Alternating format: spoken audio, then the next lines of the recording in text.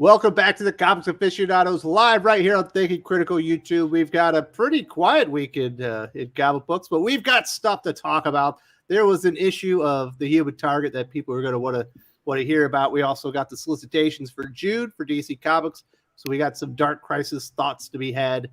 Got a stellar panel, starting out with Skip. How you doing, Skip, buddy?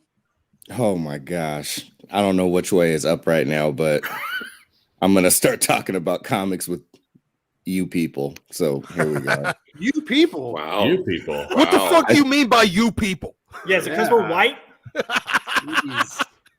I didn't say it. I usually when I want to be racist, I just say you people, and it covers my ass enough.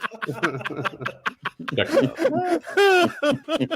least the basketball season's over. You won't have to worry about the Kings anymore for a while. Wes, the Kings basketball season was over when they first played their first game.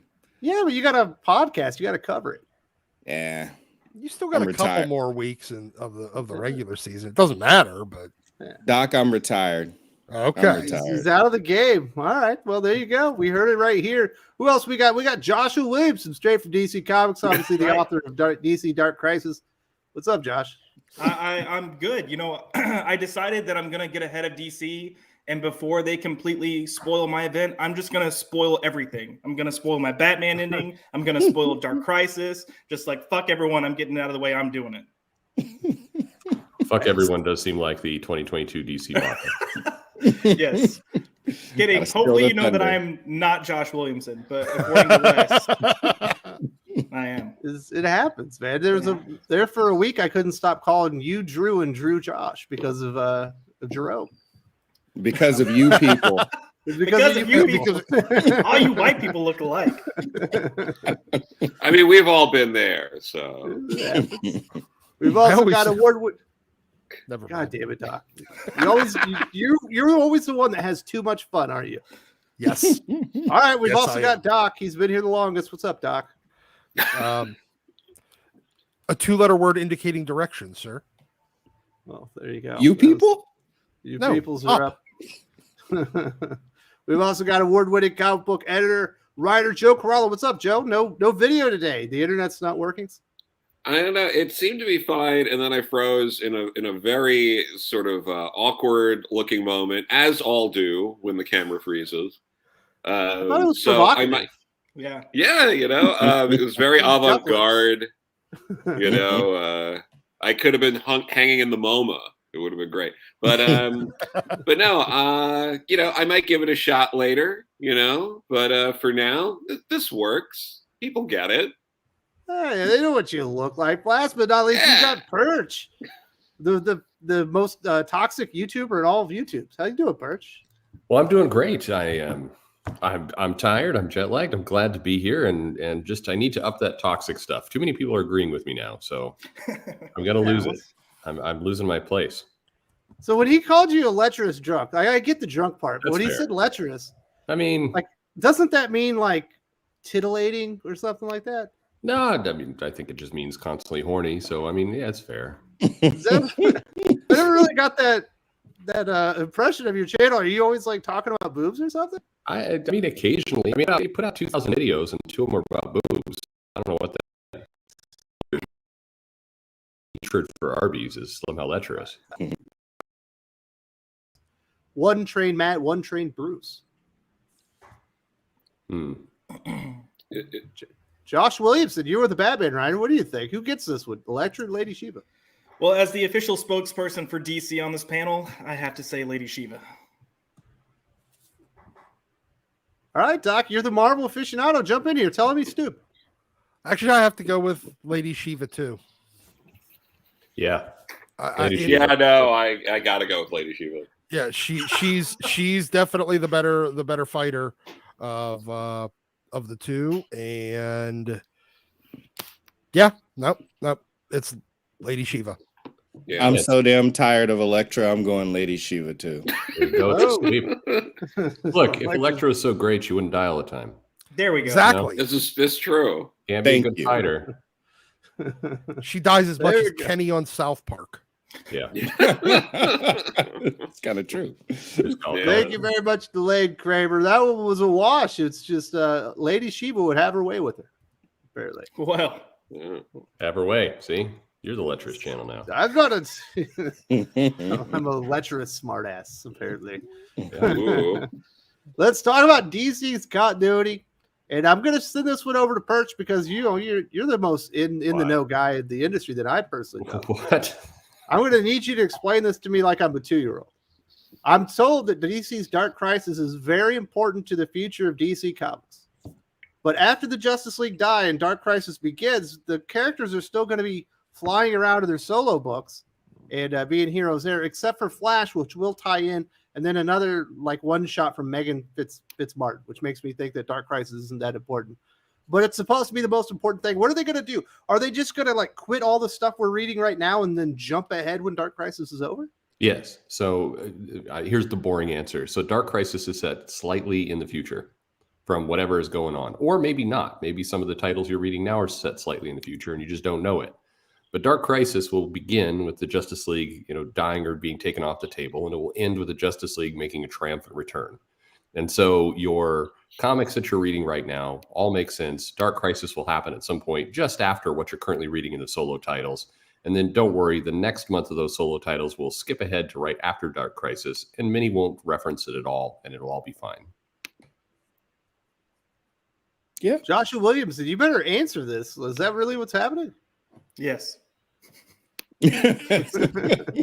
See, this is where I'm irresponsible, and I was over here reading comments, and I'm like, I have no idea what Perch just said. You just explain what Dark Crisis was. No, this is like I think this is stupid, but it's a bit like Secret Wars, the original Secret Wars, where the comics continued and you picked up Fantastic Four. You're like, what the hell is She-Hulk doing here? Well, the event continued to play out. Now, they did a little smarter because they didn't just pretend it didn't exist. They actually got the tease in up front, which was good for sales. You wanted to find out why She-Hulk was suddenly on the Fantastic Four and where the thing went. You're curious how it wound up with that. And so you would then go to the event, you would read that so you could kind of catch up in your own solo title.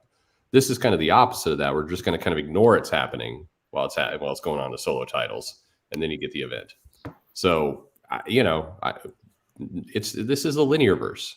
Joe and I went through this. Yeah. My favorite moment with Joe.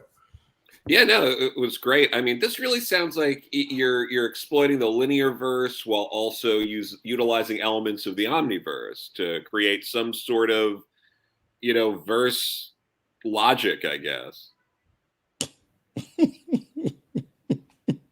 I can't. I'm just not getting excited here, Skip. This isn't selling me. Let me break it down for you, Wes. It's because it's stupid.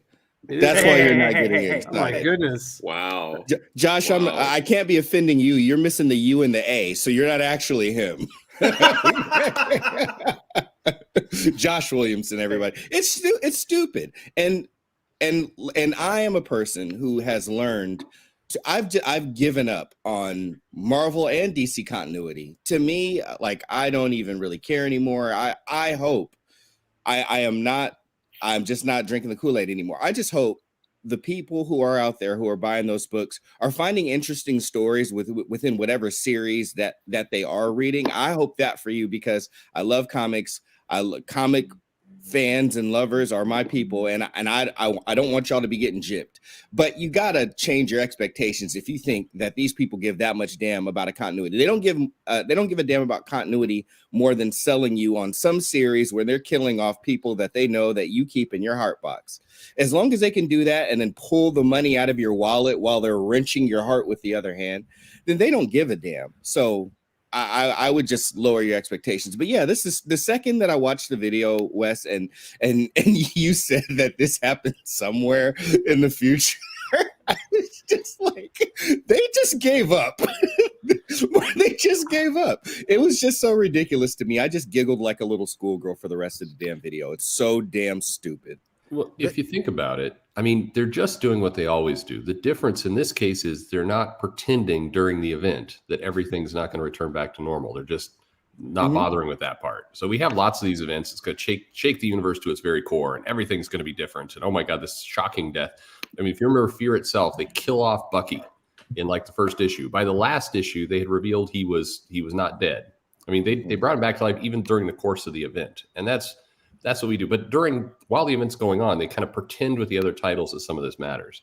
Well, right now, they're saying, "Hey, so much of our sales depend on Batman. We can't kill Batman. We can't have Batman off the table for 6 months.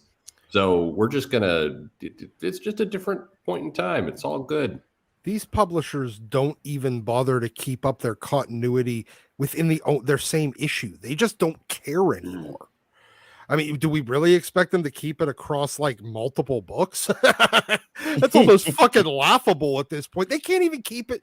They can't even keep the continuity in the current story that they're writing. Well, here's the thing that, and Tevye just mentioned this in the chat, and I think this is the part that I don't know, concerns me, or the thing to think about here is, why aren't they tying in more books to this? Normally, the reason why they do these events is that they tie other books into it and they get an overall sales boost. They're like, we got to have this tentpole event that's going to help all the titles. In this case, they're saying, we're going to do the event, but we're not going to bother with any of the tie-ins. We're going to keep it going the way it is. We've seen the DC sale numbers. They're not amazing. So what, I mean, do they have zero confidence in Final Crisis out the gate? Do they think that you can't lift anything up? I mean, this is a weird choice. I mean, aside of us saying it's stupid, and I think it is, and all the rest, from a publishing standpoint, they're doing something very different from what they normally do. And this is weird. This is not normal. Yeah. You know what, Joe? One of the things about a shared comic book universe and that makes them special is that you kind of need to be aware of what's going on everywhere because they kind of affect each other. It kind of takes out all the stakes and the reason that you should go and buy the DC Comics line. If you're just like, you know what? If you don't like Dark Crisis, just don't read it. Just go read, your Superman and your Batman book, and it'll never even affect it. Yeah, I mean, I'm a little torn on this because I think in some ways it is a response to, there are a lot of people out there, and myself are included in this, that are like, most of the time events are awful.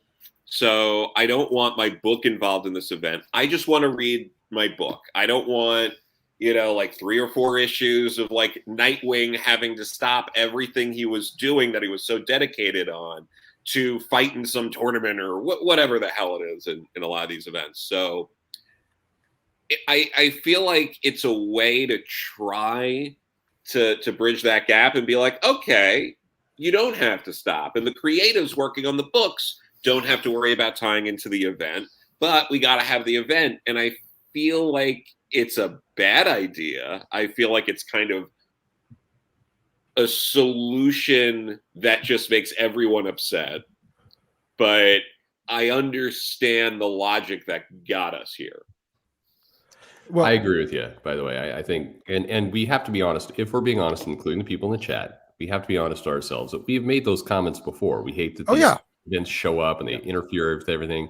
Peter David, I think, notoriously quit a book at Marvel at one point because of this. Chris Claremont used to hate it. We as fans hate it. So in this weird, twisted way, I think you're right, Joe. I think DC's going, we're giving the fans what they want. They should be happy. Why are they on this show on Saturday morning bitching about this? Come on. We're giving them what they want. In fairness, they are giving us what we asked for. This is one of those times where I knew that giving us what we asked for wasn't going to work. Now, in fact, the one silver lining to come out of this is that this event's going to flop so hard that they might say, oh, wait, we just need to stop doing events.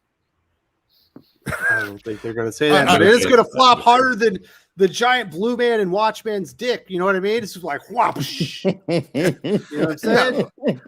But in all honesty, though, the continuity issues here are we've reached the point where, like, okay, we all knew. I mean, as Perch and Joe and Skip brought up earlier, they always used to play this game with the readers, that they would make some big change and they'd stick with it and they'd act like it was permanent. And we all knew it wasn't. And as soon as the event was over, they'd find a way to undo it. They stopped even trying to suspend our disbelief. And, I know that this is a lecherous comment, but when I was younger, we'd go to the let's just say the dancing girls bar.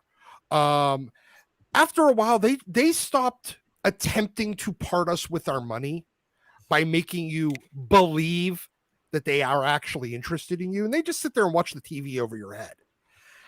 And at that point, it's like, we know you you're not interested in us, but we want you to pretend.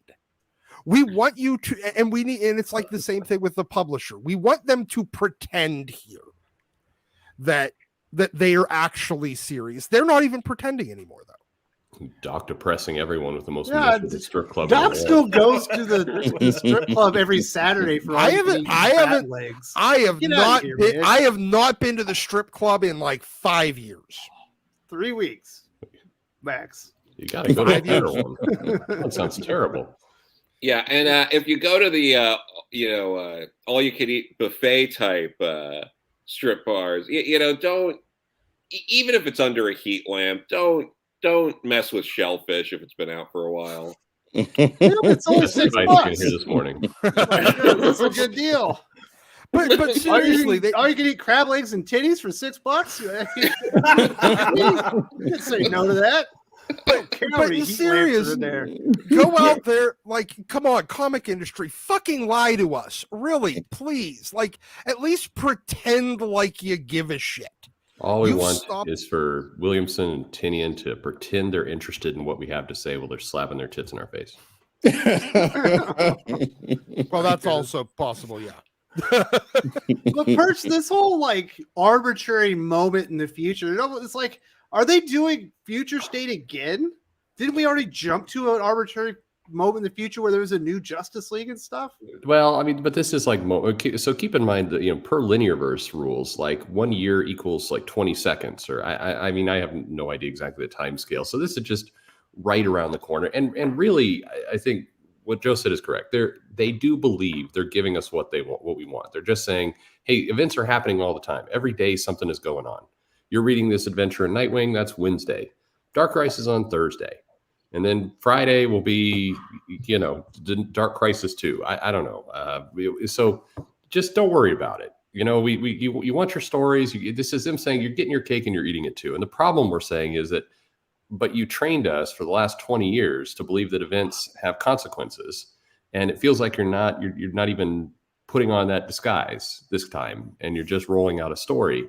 Now, if Dark Crisis comes out and it's an amazing story and you read that, it's compelling and like it's great. I think you will see a lot of fans go, hey, this wasn't so bad. I had a good story. I didn't interrupt my title. Great. But probably the reason why a lot of us are negative is because we're also used to the events pretty much sucking and having no point.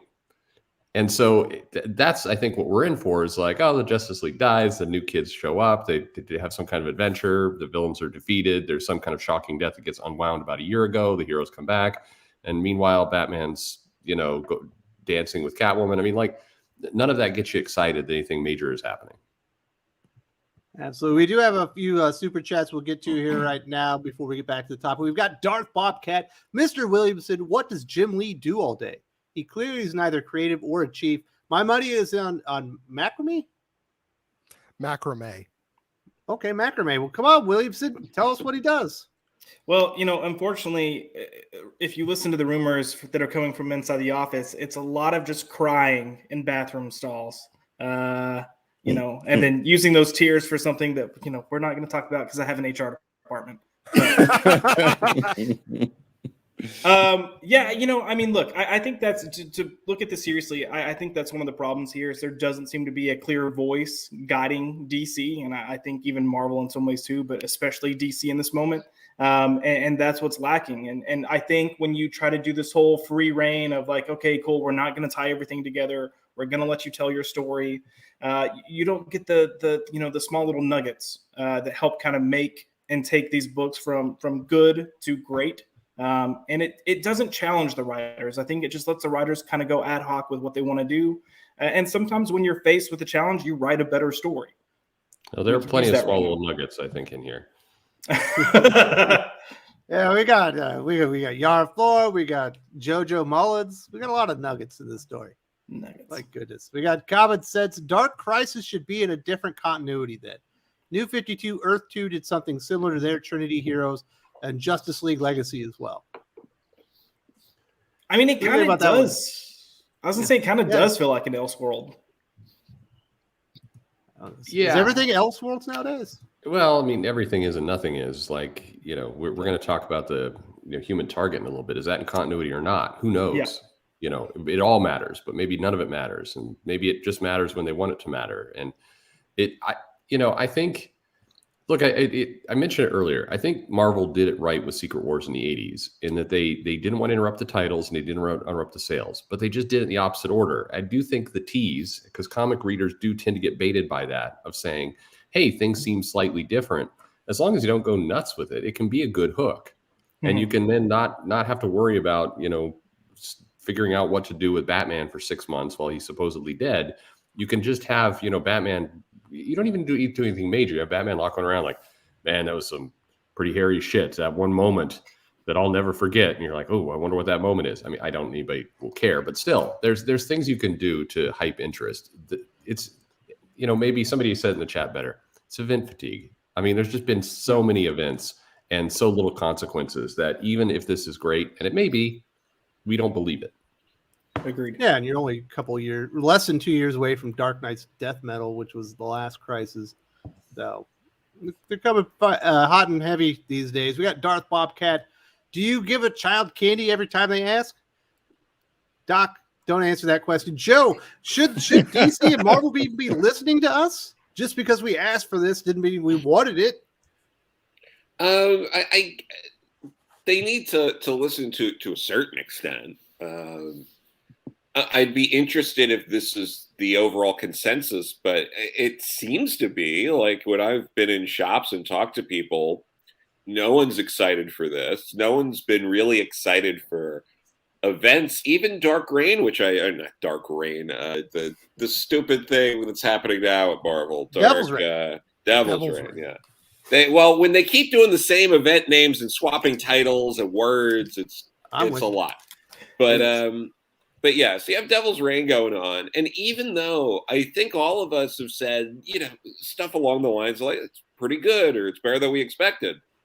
Even then, no one's like, oh my guys, best event in the decade. Like, you don't hear that. No one's talking about that. They're kind of like the best you can do with these events like this. And I think King in Black also had a similar kind of reaction of like, that was a pretty solid event, or for an event, it was good.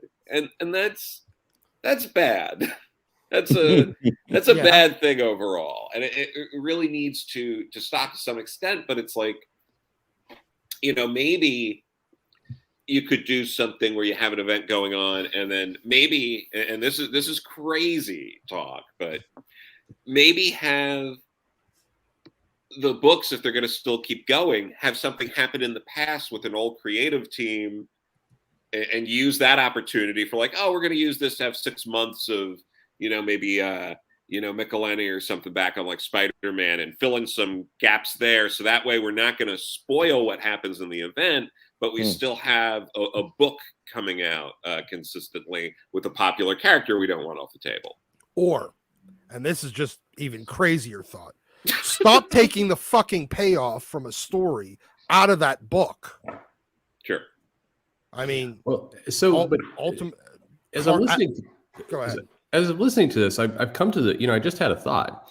The hero right now is clearly Marvel because they canceled Secret Invasion 2.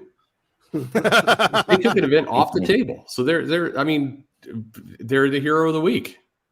And they took a Ryan North book off the table. That's like a twofer. There you go. You get 2 for 1. I'm going to do the most positive, like Marvel is the biggest champion in all in comics video. I'm going to put it out there, and all of you can look in the comments to watch the people lose their minds that I'm being positive. It'll be fun. It would be a very toxic move on your behalf. In fairness, we could thank Marvel has made a few smart moves. We still don't have new Warriors. That's true. Smartest publisher ever. I had forgotten about that book, but I'm still going to review it one day. We've got a top account. He said it feels like the end of the Didio era inventory are on clearance right now. It does. It does, doesn't it? It's like they just had a bunch of ideas. I know they're even going to mention 5G in that Flashpoint Beyond series. And I don't know. I definitely get the feeling, Josh, that there's no long-term planning. They're like, well, we got to do an event, so why don't we do this? And they're like, well, how are we going to tie it into everything? I'm like, well, how about we not? Wouldn't it be easier? Yes, I'm sure there is a little bit of that going on. But yeah, I don't think there is any long-term planning. I do think from DC standpoint, I think a lot of people that are in positions there are just kind of trying to wait out this Discovery merger. And I'm sure half of those people are like, well, I'm going to get fired soon anyways. So, you know, and not necessarily because of performance that they're getting fired, just because of restructuring. But if you go into your job with that attitude, whether it's going to be true or not, like it's not good. It's not good for the product you're pushing out. It's going to damage the brand, short term, maybe long term, and it's going to damage your reputation. So, my wish is that they would come in and just, you know, actively try harder. Yeah.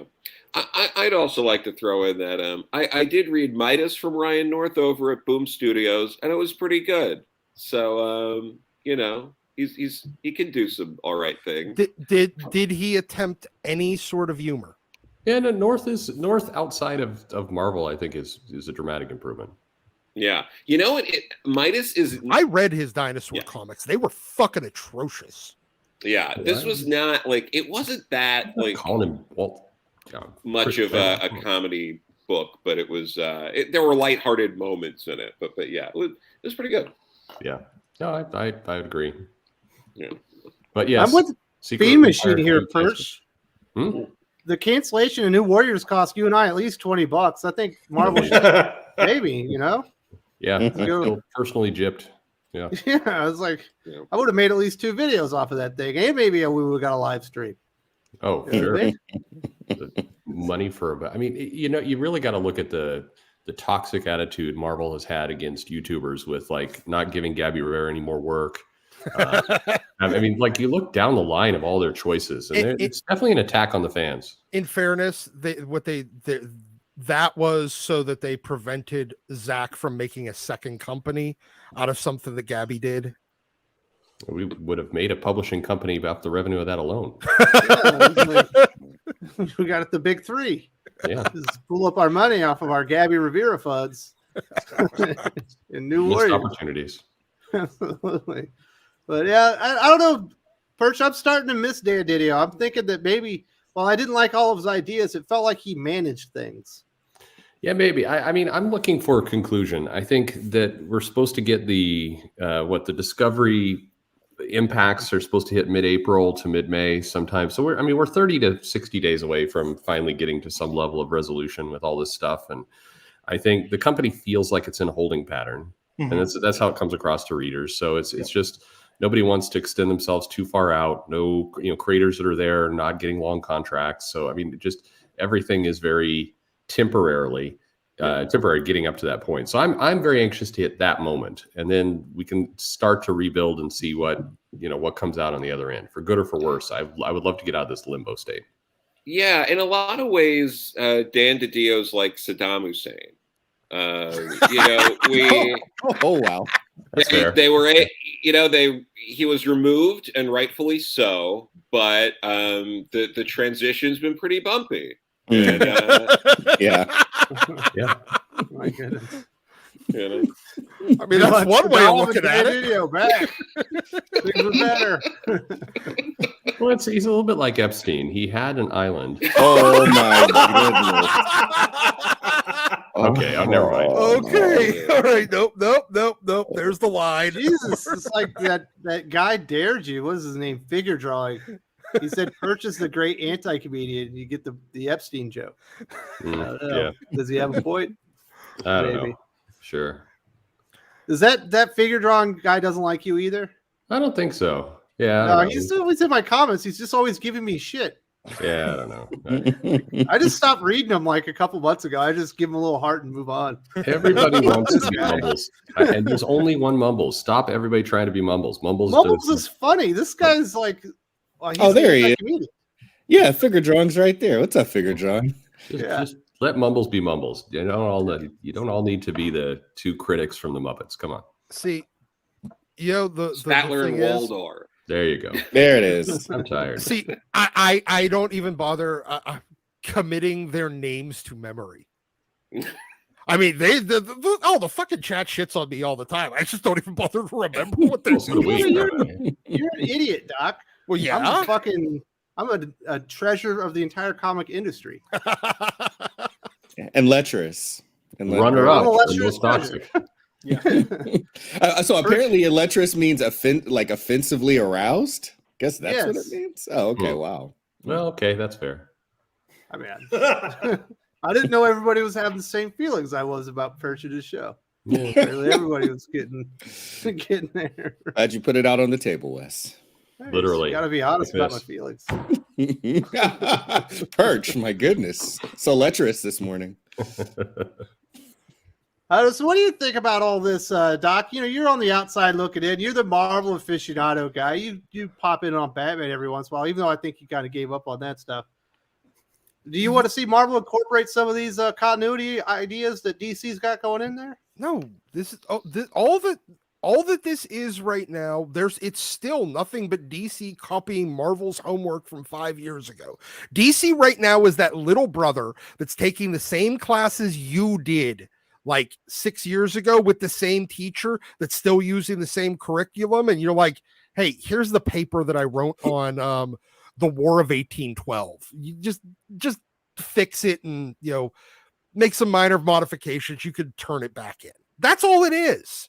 He's a 6 year younger little brother to Marvel right DC's now, and they're been just around longer. It doesn't make any sense. It doesn't. Okay, well, he's the slow one that got held back 5 times. Comic characters ever. He's the slow one that got held back 5 times. Maybe. But regardless, you just all they're doing is handing the textbooks and the homework and the papers that you wrote to your little brother and saying, here, use these, and not bothering to recognize the fact that you failed that class. I don't know, man. I got money that says Dark Crisis is better than X Lives and Death of Wolverine. You know what I mean?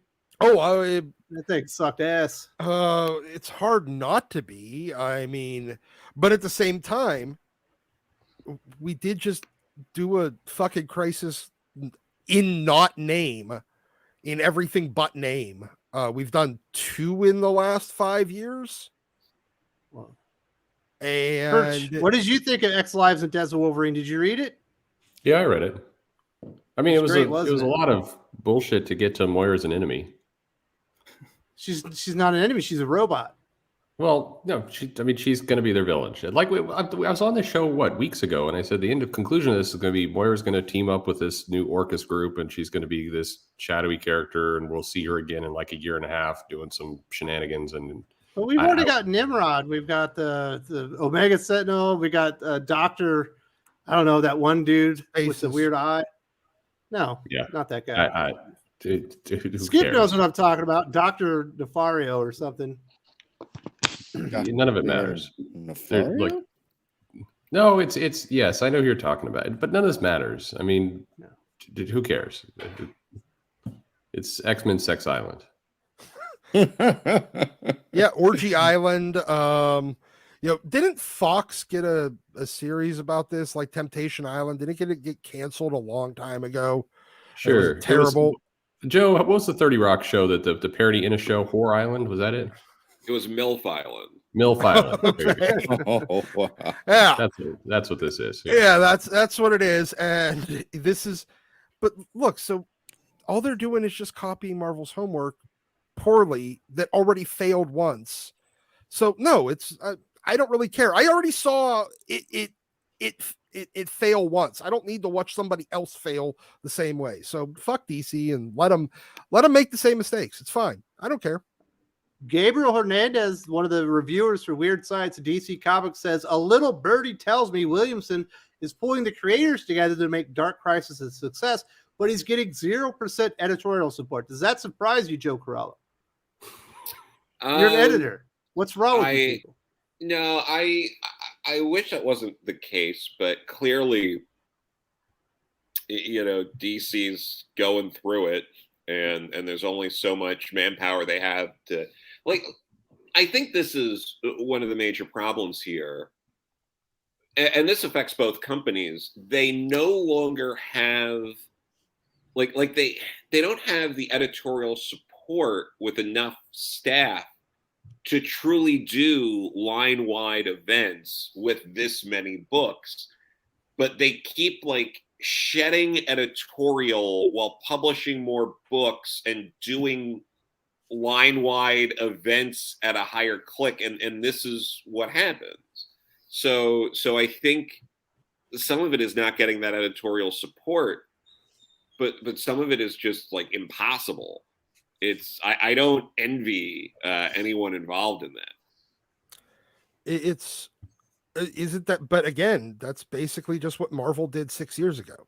They shed half their editorial, and everybody and the people that they did replace, they replaced with people that had absolutely no history, and in most cases had never even read comics. Yeah. So yeah, I mean, again, copying. I already saw this movie. All right, Doc. We heard you first. Are they having intern support, Williamson? Is that what's happening here? Is there just a bunch of interns in DC fumbling around? No, I don't think that's. I mean, look, I think Williamson's trying to rally troops to get a book together. I know that a number of the creators are just starting to talk to each other because they're not getting editorial support, and I know they're having to kind of go into business for themselves a little bit. But I mean, this is the mess of this current process with Warner Media and Discovery and everything else. They need to get to the conclusion, because there's a lot of people who are just like, I'm not going to worry about it this month. You know, people are slowly coming back to the office after COVID. So there's also that, I don't really want to go back to the office. I like to. There's no office, Perch. Didn't you hear they got kicked out? Yeah, no, it's the hot office the area. No, it's basically what they've got is they've got a van. And they got two workspaces in the back. And if you want to show up to work, you go into the van in the parking lot. It's like an RV. It'd be great if it was a van, just a big shaking van. It says free.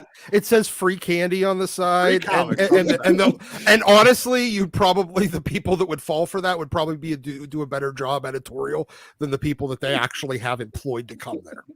No, it's just let's get past this limbo state where we can actually have a team working together to try and get books out for better or for worse, because this is miserable what we got going on right now, and there's a lot of good books and good titles right there that are just dying. Is it really though? Because I would say there's Flash, there's Action Comics. The Rogues was really good this week, but that was the first issue. What else is really good at DC right now? Robin? I mean, you've got the first issue of the White Knight trilogy, the third series coming out next week. Anybody, that one's not in continuity. That's going to be a breath of fresh air. Wes, it's all in continuity. It's the only thing. The Omniverse. Sean's books there are the only things I give a fuck about in that entire company. So, but there are retailers who apparently missed ordering it because they didn't know it was coming out. Jesus Christ. That's going to be another subject. Apparently the orders are going down, and it's not just apparently it's just not a miscalculation on the part of ICV2 and Comicron's part that the sales are down, Perch. Yeah. Yes, they are. So, well, I mean, it doesn't help when you jerk around the final order cutoff and you pull it in by a couple weeks and don't tell anyone. And a bunch of retailers are like, I mean, retailers tend to order at the last minute. That's what they do. Yeah. So you suddenly start jerking around the dates, and then people have no books. Yeah. And why would you do that? That would be pretty stupid. Why would you do that for a top selling title? Why would you do that for something Sean Murphy's going to put out, for example? Perch. So what you're saying is, when I go into the shop and they have multiple copies, I should buy them and eBay them, because everybody else's shop probably screwed up. Well, people accuse me of shilling for Murphy, but yeah, I think that's a title that you might do well flipping on eBay, I think. Yeah. And to kind of, jump on the back of this, it's not necessarily that the shop screwed up. I mean, I was hearing about this to an extent from my LCS yesterday, but some of these shops, they're having to wait to the last minute to order for capital reasons. Yep. So it's not like they're just, just being like, oh, I'll get to this later and procrastinating. Like, they're having to wait. So when you do this, it like completely screws them over. It sucks. It's shitty on DC's part. Yeah. You know what else sucks, Perch, is that I know that in several instances there have been high profile, we're talking like really high profile best-selling comic book writers that have approached DC editorial staff with ideas, and they never got their like emails or calls returned. Like, how is this even happening? You had that with Jeff Johns and some of the work he was doing. It's bizarre. I mean, no, it's absolutely bizarre. We need to get past this state. It sucks. By the way, for the person who talked about Terry McGinnis being part Asian and white knight, if you're going to pick up that book hoping to get that as part of the plot, I got bad news for you. That doesn't factor in at all to that comic. I saw it in an article 3 weeks ago, Perch. They said it was a big deal. It's nothing is there. It does not relate to the story whatsoever. Say, read the What comic. if Sean was yanking our chain? I have no idea what was going on there, but I'm saying if it's Sean, it's probably inconsequential. I mean, there's not a plot point in that book. Yeah, that's what I mean. Like, he made Duke like 30 instead of like a teenager, and it really didn't really impact the story significantly. There's nothing there. I don't know why that was a story. I don't know why people. Well, I do know why people jump on it because they want to jump on that stuff, on both ends. But it has nothing to do with the story. I ended up not covering it because I read it. I couldn't find a way to cover it that was interesting. Yeah, well, and again, you read the comic. I'll pull up the first issue again. There's nothing in there with it. You want to send it my way? You know what I mean? I can't. I'll Come connect on, you with a guy who could. Just talk to Sean. Be like, listen, buddy, your old boy Wes, that guy that you like on YouTube, he'd like a cop. Yeah. If you run into him in a show, like he takes it out and just starts, like, people are getting something signed. He's like, hey, check out my issue. Like, he was in Seattle. He was just showing people. He whips it out, huh? It was funny. Like, look at this. We got Kenneth Dalley. What's up, fellas? Just getting on late to watch the channel. Party on Perch. You hit the nail on the head. DC and Marvel where nothing matters. Yeah. All right. He's not saying Doc's right this week. That's about par for the course. Nothing matters. What can they do, Perch, to make people think that what they're doing matters? Put out good comics? Wow, that would be a start. They have to actually act like it matters too. Actually, let me give you a more serious answer. So right now, because I'm looking at some of the books I'm reading, Action Comics is a good comic. I like what L. Kennedy Johnson is doing. I think it's good. So what would be something they could communicate to the customers to let them know, promote the stuff that's good. They have stuff that's good. Absolutely. Start advertising for it. Start marketing it. Start pushing that stuff up. Whatever it happens to be, part of the reason you get this is even this Trial of the Amazons, they hyped it for like a week. And then now we're in the middle of that event and there's no conversation about that at all. Now, it's not good, but still, like, at least get behind something, anything, for more than a week. They can't because they can't because the next week, the next thing this is already being launched. Yeah, they're doing them right? so over. Oh, I know it's stupid. That would require restraint on their part in actually publishing events, making this thing the next thing that matters. It would require restraint on them saying, okay, we're going to push this, and then we're going to push this. It's like an ADHD child that's running that marketing department. It's just very frustrating, and this is a continual problem. You had that Last God series, another book that was incredible that DC was putting out, and they just zero support for that title. Yep. Why? I think it's really unfair, and people will talk about how the big two aren't putting out anything good. There are good titles out there consistently every month. There are good books out there, but no marketing, no support, nothing. The other reason is it's okay. This book is good. It is selling pretty good. And instead of hyping that to make that sell better, they're saying, okay, well, this book is selling like shit. So let's promote that so that it can get it up to the level of the mediocre thing. It's just insane. Honestly, it's fucking bullshit equity, equality of outcome stuff. Well, but it's just lazy. I mean, that you've got titles come out. I bet.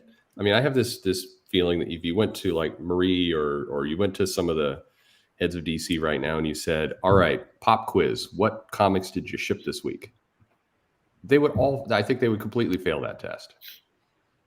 That's kind of a problem. We've got another super chat from Federico De La Casa. Thank you so much for supporting the channel. My favorite people with comics, I can barely read them anymore. In a fair world, you'd be all editors in Marvel or DC, even Doc. Not Doc. Everybody but Doc. That's a good plan. Why people who don't love comic books even write them? Sorry, I'm still naive. So see, I would have been an editor, and then I would have already been fired. That checks out. Yeah, I believe it. Let's get this incompetent toolbox out of here. But Perch, on the other hand, he'd be like the editor in chief in like a week. We're like, no, I wouldn't. Get CB out of here. Perch has been on this Trial of the Amazons book for 2 days. He's already got it better. Right, Perch? I do love. Did you take the pay decrease? Did you handle it? No, I would love to give it a shot, but I love comics and I love to read them. So making them probably is a bad plan. I want to consume them. I would love to get done. I think the job of an editor is an awesome job. The responsibility you have, the gift that you have to kind of get these stories put together and work with creative teams and work with some of these legendary characters. I mean, that's an awesome job. I'd be very happy with that job. And so when I see editors and when I meet them and they're miserable, it's tough to take because this is a dream job for a lot of people, and it could be, but they do need a shake up.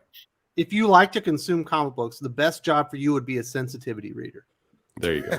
You know what I mean? You get to read all of them, and you'd be like, "This was insensitive." Like, you really need to make this. Hire me. I am going to start a business where I can be hired to be your insensitivity reader and to say, no, this is where you need to be fucking worse. You need to insult more people here. You didn't do it. You didn't go hard enough over here. Do better. And what you need to do is you just start a business where you infiltrate people's YouTube channels and you get them demonetized. On accident. You know what I mean? No, accident. That's right. Yeah, sure. Accident. Look, I'm happy. I'm just happy because in a few minutes, I know we're going to talk about my favorite comic book of all time. And so there's a lot to be happy about. Well, we've got Human Target coming up. We got Lade Kramer. My shop had their Marvel books sent to the wrong shop. Yeah. It wasn't all that great of a Marvel week unless you really like those 90s throwbacks because you got the Venom, you got the Patch. What else you have? You had Maestro. So if you like those books, it would have been a bad week. It was a really great week if you like paper that felt like toilet tissue, especially for the covers. And out of focus printing, that was great on Savage Spider-Man. Out of focus printing. It's just a cover though. It was, it was the whole well, it was the cover was out of focus. The rest of it was still printed on tissue paper though. Yeah. There was a weird plate shift on the cover, yeah. Hopefully they have better stock paper next week. So it might have been a good week not to get your Marvel books because the paper quality from what I was seeing across the board was absolutely terrible. We got Common Sense. What is your favorite DC Elseworld? Mine is Justice League, God and Monsters. DC should restore that universe. Really want to know the new characters. I think the White Knight universe is great, and I also really like Deceased. I think they're both really good as far as stuff that's going on now. And there's so many good Elseworld books. I mean, all the way back to Gotham by Gaslight, and there's just so much. I liked a lot of the Justice League stuff. I like the. Elseworlds has been a good. Here's the question I have: is Elseworld has been a good little imprint, good little line, and all the years I ran a shop, I never had somebody come in here who was confused by Elseworld, who said, I don't understand. Is this in the continuity, not in the continuity? Nobody ever had that question. They got it. And then somewhere along the line, DC seemed to become obsessed with the fact that people were confused, people were getting confused about Elseworld. And that they had to start to move that stuff away. And then they had to have solved this omniverse continuity. And they ruined, in many cases, a good thing. Now, they still have some books there doing it, but I don't know. I'm curious if anybody in the chat, did anyone ever have confusion about Elseworld? You put the label up there. Everybody got it. Yeah, you might as well have just stuck "What If" on the cover. But it was successful. Like those books sold really well. Batman Red Rain was another one. Those stuff sold great. I love the Sun sold great. I love the Batman Death Blow. Yeah. I don't understand why that became a problem for DC, and they felt like they had to fix it because it was very successful. Yeah, Fixed it to their own detriment. Another good one was that Superman Metropolis from Ted McKeever, where it was like based off the movie Metropolis. That was great. So they've done some omnibuses with the Elseworlds book, haven't they? And some of them have been collected. That they've been kind of random. Yeah. But yeah. Well, remember that they fixed Vertigo by hiring what's his name from Comics Alliance. So Andy Curry. So yeah. They're really, really, really, really, really good at fixing things that aren't broken by breaking them. Yeah. Vertigo wasn't a good place by then. We got Dylan Lindsay. Hi, guys. Happy I could watch the stream. Well, we're happy you could be here with us, brother. They can't actually admit that one book is better than the other, or they are putting out subpar books. At first, I thought you were talking about Mooney. I was like, I will tell you what books are bad. But he's talking about Marvel. That's the problem, Josh. They can't even admit it. Yeah, Joe and I talked about this the other night when we were catching up, and there's this, if you go back a few years, if a book wasn't good, people just didn't talk about it. Creators didn't talk about it. They kind of shied away from it. Now we're doing this opposite of everything's amazing, everything's great, it's the best thing I've ever read, and clearly that's not the case. So I kind of wish we'd just go back to how we used to do. And if you're a creator and you didn't like a book or you didn't think it was good, you just didn't say anything because it's telling. And then you get to promote stuff that actually is good. We've got Rob Biller. DC Comics seems in step with the CW network. Financially, how are either profitable at this point? At least the CW finally canceled Batwoman and Naomi. Did they? I thought they renewed Batwoman. I thought they were renewed. I didn't think. Yeah, I thought they were too. But the CW network has never made money. That's why it's up for sale again. But I do believe that DC Comics is profitable. I think a lot of that probably has to do with a lot of their trade sales because they sell a lot of old comics still. No, yeah, DC is profitable. Please, I mean, I know these not highly profitable. It's definitely profitable. They're making money. They're just not making anywhere remotely close to the money they should make with the brand recognition that they have. And I think that if you took away all reprint and they had to survive solely on current release stuff, it'd be close. It wouldn't though. It's not a compelling business. If you run the numbers, it's just not. It's profitable. It's just not. It's not a business. If you're an investor, you wouldn't run in here to invest in this because you don't have like a 10x multiple. You have very little. So I mean, they're making money. It's just not good money. Metallica just invested in Vault Comics, so maybe. There you go. True. We've also got Wolfsteed 3D. Antos proved this week a basic concept like target demographic is foreign to her. Are we really surprised comic marketing is all over the place? He's not wrong. Target demographic. Well, it's a rejection. You have a lot of people in the comic industry that don't like the answers that history has given them. So instead of trying to adjust to it, they just try to pretend that it doesn't happen. They don't like to, they just pretend that it's not, there's not 60 years of history at Marvel Comics and 80 years at DC Comics telling them who sells what to whom, what sells well to the largest audience. They're just pretending like that never happened. I think they just don't have big budgets for their marketing, and I think they play like Hearts all day, and then at 3:00 they send out an email and say you could finally talk about this on your channel to Newsarama and CBR, and they think that's marketing. Well, yeah, that's my impression. Yeah. So we got Federico De La Casa. I've read Human Target and I'm seeing the Perch review. Made me angry. Why does Tom King pushing his Oedipus complex? Is the CIA pushing his work agenda? Well, I think we're going to talk about this. This is maybe a good segue. Yeah. Well, we got a couple more to get to, but we are going to talk about this in depth very soon. We got Lade Craver. My favorite Elseworld is Superman: The Dark Side, the basis for the Legacy two-parter that then ended Superman, the animated series. It's not in print, though.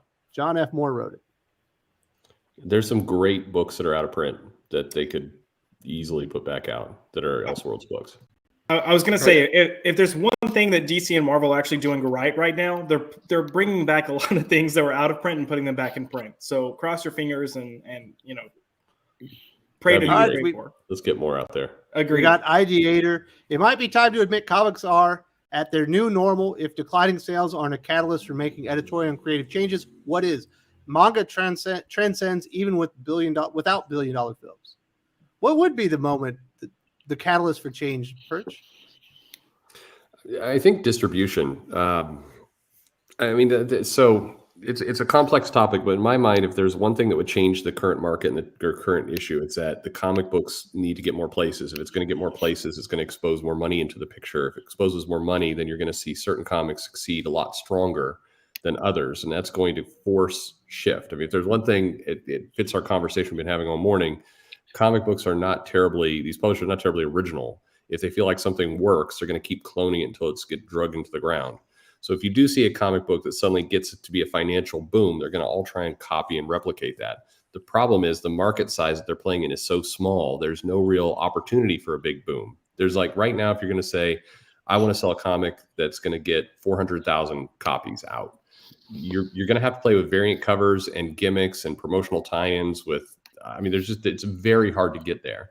Whereas crate deal. Yeah, that you're going to have to go that direction. Whereas manga or Scholastic, it's easy for them to hit that number because they've got so many more places they can sell. So they're fishing in a much bigger pond. Well, that's that fundamental. So because they're in this small area, there's no opportunity to really pop. Because there's no really opportunity to pop, you have no really metric of success. And it's keeping everything. I think it's right. Comics are at this new normal. It's at this tiny little pond and they can't seem to break out of it. Well, I agree with everything you just said. And the only problem is that it doesn't matter how many places they stick the books at current price point, it'll never expand the brand. It'll never expand the buy. Price is a big issue. So they're going to have to look at it as a loss leader for a period of time. That's their only option. Thank you, Ideator, for that question. Very good stuff. Now let's move over to this human target. That's our next subject here today. Perch, you did a video on it as well? I think I did. I think that was one of the first things I did when I came back. So no, it was not a good book. But the thing that I kind of came to is it's the same thing over and over and over. What you come to the conclusion with Tom King is, does he have a second story? So forget about the various tropes he uses. It feels like he's got one gimmick, and the one gimmick is to take something you kind of liked at some point in the past, take a character that you have vaguely fond memories of, and then reveal that character has kind of deep, dark, flawed secrets in them, tear them down, and that's all you got. I mean, I talked to Joe about this. I mean, Joe, your comment about Ice. What was your? Well, I basically said Ice and was it Alana? Adam Strange's wife in Strange Adventures are the same character. Yeah. And not only are they the same character, they are not any way similar to the original characters they're portraying. Yeah. Yeah. Ice had never acted like that before. Alana, never. It doesn't make any sense. Well, and even Barda and Mr. Miracle was written not the same, but it's similar. It's like he's got 4 characters total that he can write. Yes. And all of them were in Vision. Yeah.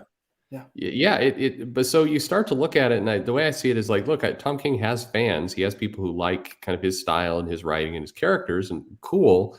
But even his fans have to be kind of annoyed at this point because they're just getting the same story over and over and over. And it's just, you're kind of shuffling around the appearance. He winds up working with some good artists, but there's nothing here. My conclusion was, maybe this guy is just not a very good writer in the sense that he has his one gimmick. He can do his one gimmick well for the people who like that gimmick, but there's nothing beyond it. No. Well, this is the reason why he was a failed novelist before he moved to comics. Yeah,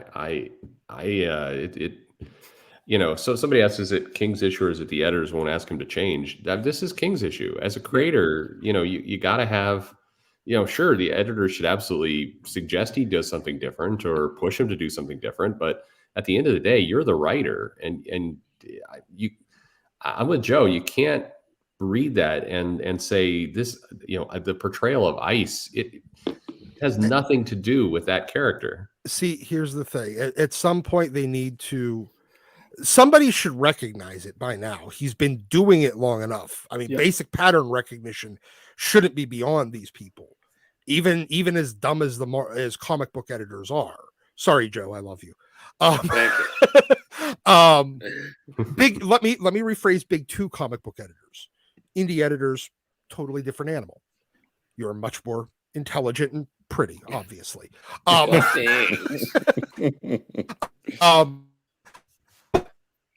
No, I mean, an editor needs to be like, look, Tom, I might hire you for this book to write something in the same 4 fucking characters. If you won't, I'm not hiring you. And at some point, they need to ask that. Stop one of the same characters that are actually being hired to write. He's fundamentally altered every character that he's worked on. He made a Vision book that was interesting-ish, I guess. That wasn't Vision. He did the same thing with Mr. Miracle. He did the same thing with Hero Crisis. He did the same thing with. At what point are we just done with this? Poor Doc, he's getting hijacked by CIA equipment from right now. What's bad is I'm over here. I'm like, shit, is this my internet or is this Doc's internet? Because I have no clue because there's no other faces on the screen. No, that's true. That's the new world of 2022. You're always wondering, is it your machine that's screwed up or somebody else? But no, it's painful. I have a very fondness in my heart for Justice League International and this team and this exact thing. And when Human Target came out and was going to play on those things, it absolutely felt like a trick and bait, in the sense that, DC knows, King knows that a lot of people love that era of comics. That Kevin McGuire and kind of the expressions and everything that went on there. It's a very well loved comic. And so unfortunately the gimmick is, and it was same thing was true a little bit with Watchmen, same thing is true a little bit with Strange Adventures, but this one is the most clear of it. It's, let's take something a lot of people like, let's reveal that the characters are actually pretty lousy people. Let's kind of wrap it in a fairly bare bones detective, murder mystery type story. And, we're going to piss people off because they all like these characters. And it's a trick. They're playing on our emotions by trying to tear away at something that we like. And it sucks. I hate it. Yeah, I think the only 2 things that you didn't see this in from Tom King's work, for the most part, were his first 2 titles at DC, Omega Men and Grayson. And I'm sure that's because Editorial stepped in, and you get two characters that are kind of like their foundation is hope and being hopeful. And I think they didn't let him. And then with Grayson, he was co-writing, so he kind of had to balance himself. But since then, you just keep seeing the same thing. Even when I was reviewing his Batman run, it was the second arc that I called out. Like, these are going to be problems going forward. The cracks are here. And I got so much shit for saying that so early. And then finally, like, once you got into War of Jokes and Riddles and the wedding, people started kind of saying like, oh, this is happening. We're seeing this, just repeat. And it's like, yeah, no, I called him a one-trick pony, and that's what he feels like. It was funny to see the videos are still back there. The people who, for whatever reason, were so pissed at Scott Snyder, and they're just so glad he was off the title. Like, oh, thank God Tom King is finally here to get rid of this Scott Snyder woke shit. And I'm not even joking. You can go and search at YouTube right now. You'll see some of those videos are still up there. And then just flash forward 2 years, and the monkey paw. Yeah. Joke's on you.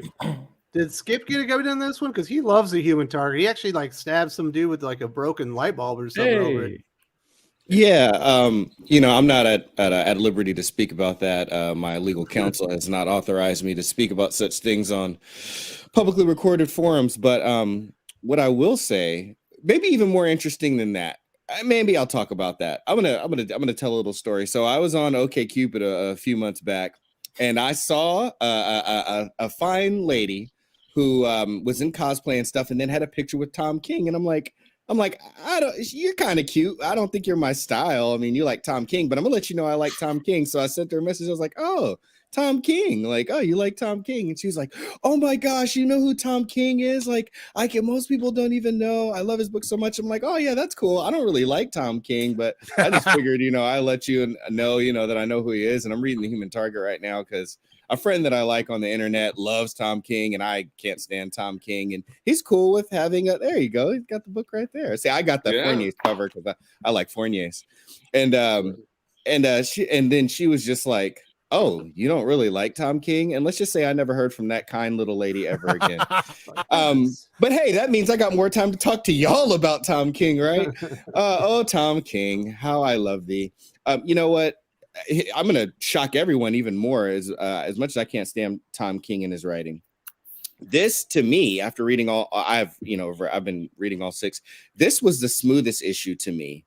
Even the best issue to me. And I'm not saying that because I like the fact that he punched a frozen Guy Gardner in the face and murdered him, and then Ice murders him right after. The main reason is because Tom King, he was trying to, inside of this very simple, obvious, noir tale that he's trying to tell with all of the tropes and his tropes as well. This is the one where he tried to get the least complex, the least amount of things happened in this one. So there was more, outside of like issue 2 where him and Ice are just like, I don't know, where he's just like drooling over Ice for the whole issue inside of his head. Like not a lot happened. So there was room for him to tell a story where you didn't have to double back to the narration boxes and all that multiple times. So he told a story all the way through. Very little happened. And it was the smoothest read out of all of them. So as far as the book itself, I think this is probably one of the better issues. I won't say the best, but probably one of the better ones, in my opinion. But yeah, he punched Guy Gardner in the face after he's frozen and killed him. So now they're killers now, him and Ice. And yeah. Well, they made sure to watch that he melted so that no one could come save him. Oh, yeah. Well, hold on. No. That was... You're not wrong, but that's where the frozen came from. Him thawing out came from all the heat and all the lecherous activity that was going on between him and Ice. That's what I'm talking about. Yeah. We do have several. Okay, that was a weird comment. We've got a few super chats here.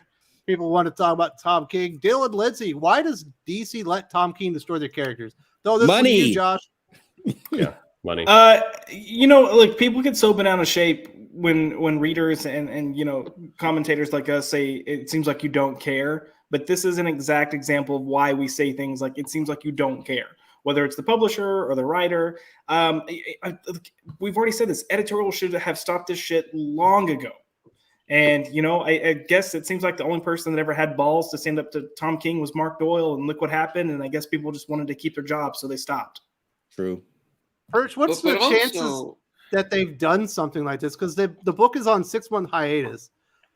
So the Smallwood said that he wanted to illustrate the whole thing. And so to believe that time frame, that like he would just start illustrating today if he wanted to be done. I think they might have made some big changes. Like they may have seen some of the stuff he was gonna do and decided not to go that direction.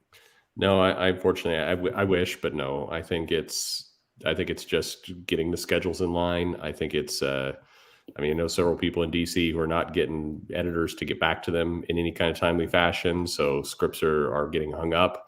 I think it's purely scheduling. I don't think it's, I would love it to be some other reason. Also, I think Smallwood just had a baby. Well, not him, but his wife. I think they just had a baby. So I think that's coming into it as well. What was the comic with dick babies? Or you're going to say something, Joe. Kirkman. No, I was also going to say, like, we say money's the issue, but I mean, something like The Human Target, based on, Tom King, Greg Smallwood, this is not a cheap comic for them to make. Right. This probably cost them more money to make than some of their books that are selling stronger. So I'm not sure, like, is it money? Maybe some people think that, but like I think it may have been a few years ago, but then they keep it going, and the returns aren't the same, but they're spending the same, if not more, money to put out books that aren't selling as strong. So it's like, is it? I mean, it might be, and Perch would be a better person to answer this, but I think sometimes when you have these shorter stories that aren't influenced, quote unquote, influenced by other things, they can sometimes tend to have a longer shelf life as a trade or a collection.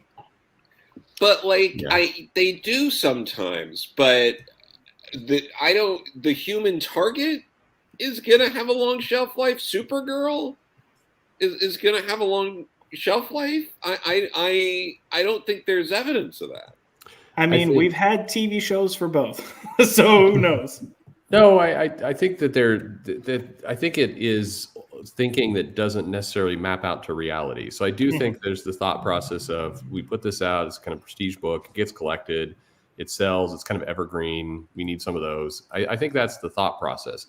I don't think it actually pencils out. And I think you can go to the Amazon bestseller list. I was just going over there to look right now. Tom King's not represented well on that list at all at the moment. So I don't think this logic continues. And I think if people were paying attention and doing their jobs, they would, they would be putting a stop to this, or at least they would go in a different direction. But it's that gimmick I talked about earlier. This is Tom King's go-to. Find something you more or less like, you have a little bit of nostalgia for, and then make it miserable.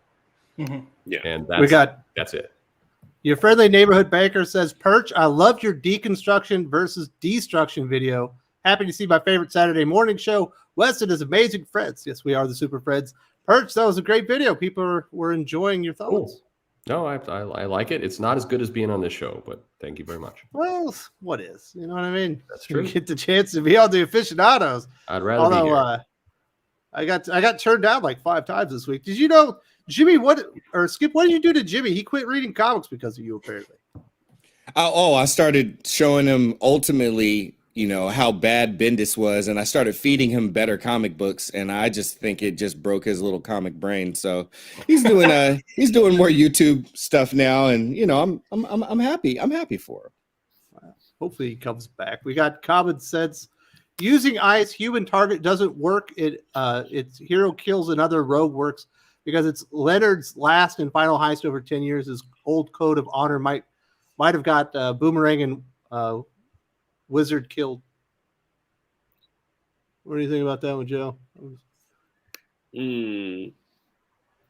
Is he talking about the Rogue book this week? Yeah. I liked the Rogue book enough. I think that works a little better than Human Target, but at the same time, it's like, it's only one issue in, and it's really going to depend on what Joshua Williamson does moving forward with it, because it's a setup issue. We've read these kind of stories before of like, oh, it's a bunch of like, the way they're portraying them are like, they're like these B and C list heroes, which they aren't, or villains. They're top tier, but I think a lot of people that handle a lot of DC properties don't actually understand them, so I can't fault them for that. I've seen this story before. There's a very good chance they go in a different direction in the coming issues and really throw me through a loop. But yeah, I don't know. It's like Leonard Snart was fine in that, but again, it's like it could go in so many different directions. I don't think it's going to be like a Tom King where the hero turns out to be a horrific villain in a way every single time, but there's a chance the villain ends up being a hero in the end, probably. Yeah. But no, the Rogues was a perfectly fine book. Felt like a TV show. Kind of liked it. Yeah, it felt like something. I mean, I've read that story before, but it was told well, and I can't fault that. It doesn't feel like the stuff on Tom King's side feels like something you've read before told badly. Mm-hmm. Yeah. By the way, I just looking kind of to prove it and going to the Amazon bestseller list. So Tom King has one book in the top 50. It's number 49. It's a Rorschach. collection. Nothing else there. The top books going out for DC right now on Amazon is by toxic Muslim hater Frank Miller, who is dominating, and then weird cannibal fetish Jeff Loeb is the other one, and then you've got a bunch of stuff by Scott Snyder. But basically, in your top 10, it's all Frank Miller. It's some Snyder. It's Loeb. It's Watchmen is still on there. Primer is still hanging in. I always like to go to these. I do this with Joe from time to time. You go to the top selling books in Marvel and DC. It really reveals what's actually moving. Yeah, and it's not this stuff. No, we got absolutely. Oh, sorry. No, that's fine. I was just going to say, yeah. And then even if you go further, the only other Tom King thing in like the top 100 is, Strange Adventures, but that also just came out at like the end of December. So yeah, that book sucked. We got Kenneth Dowling. Shout out to my boy Lade Kramer on the battle of Elektra versus Lady Shiva. Good idea, but Shiva is the superior martial artist. Shiva is a top 5 fighter in the DC under Richard Dragon. Batman trained under Shiva after he was healed from Bane. There you have it. I don't think anyone in the Marvel universe can beat Shiva 101. You know what I mean? Moon Girl. I don't think they're Moon Girl. Yes, she's got a dinosaur, man. It's like, what are you gonna do?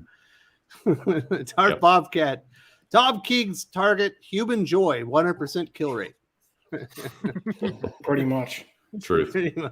There's too much truth in that one. Galvin says indie comics, the two most most do not care. The two most do not care audiences. I don't know. I love gonna indie comics. You all care? Do care audience?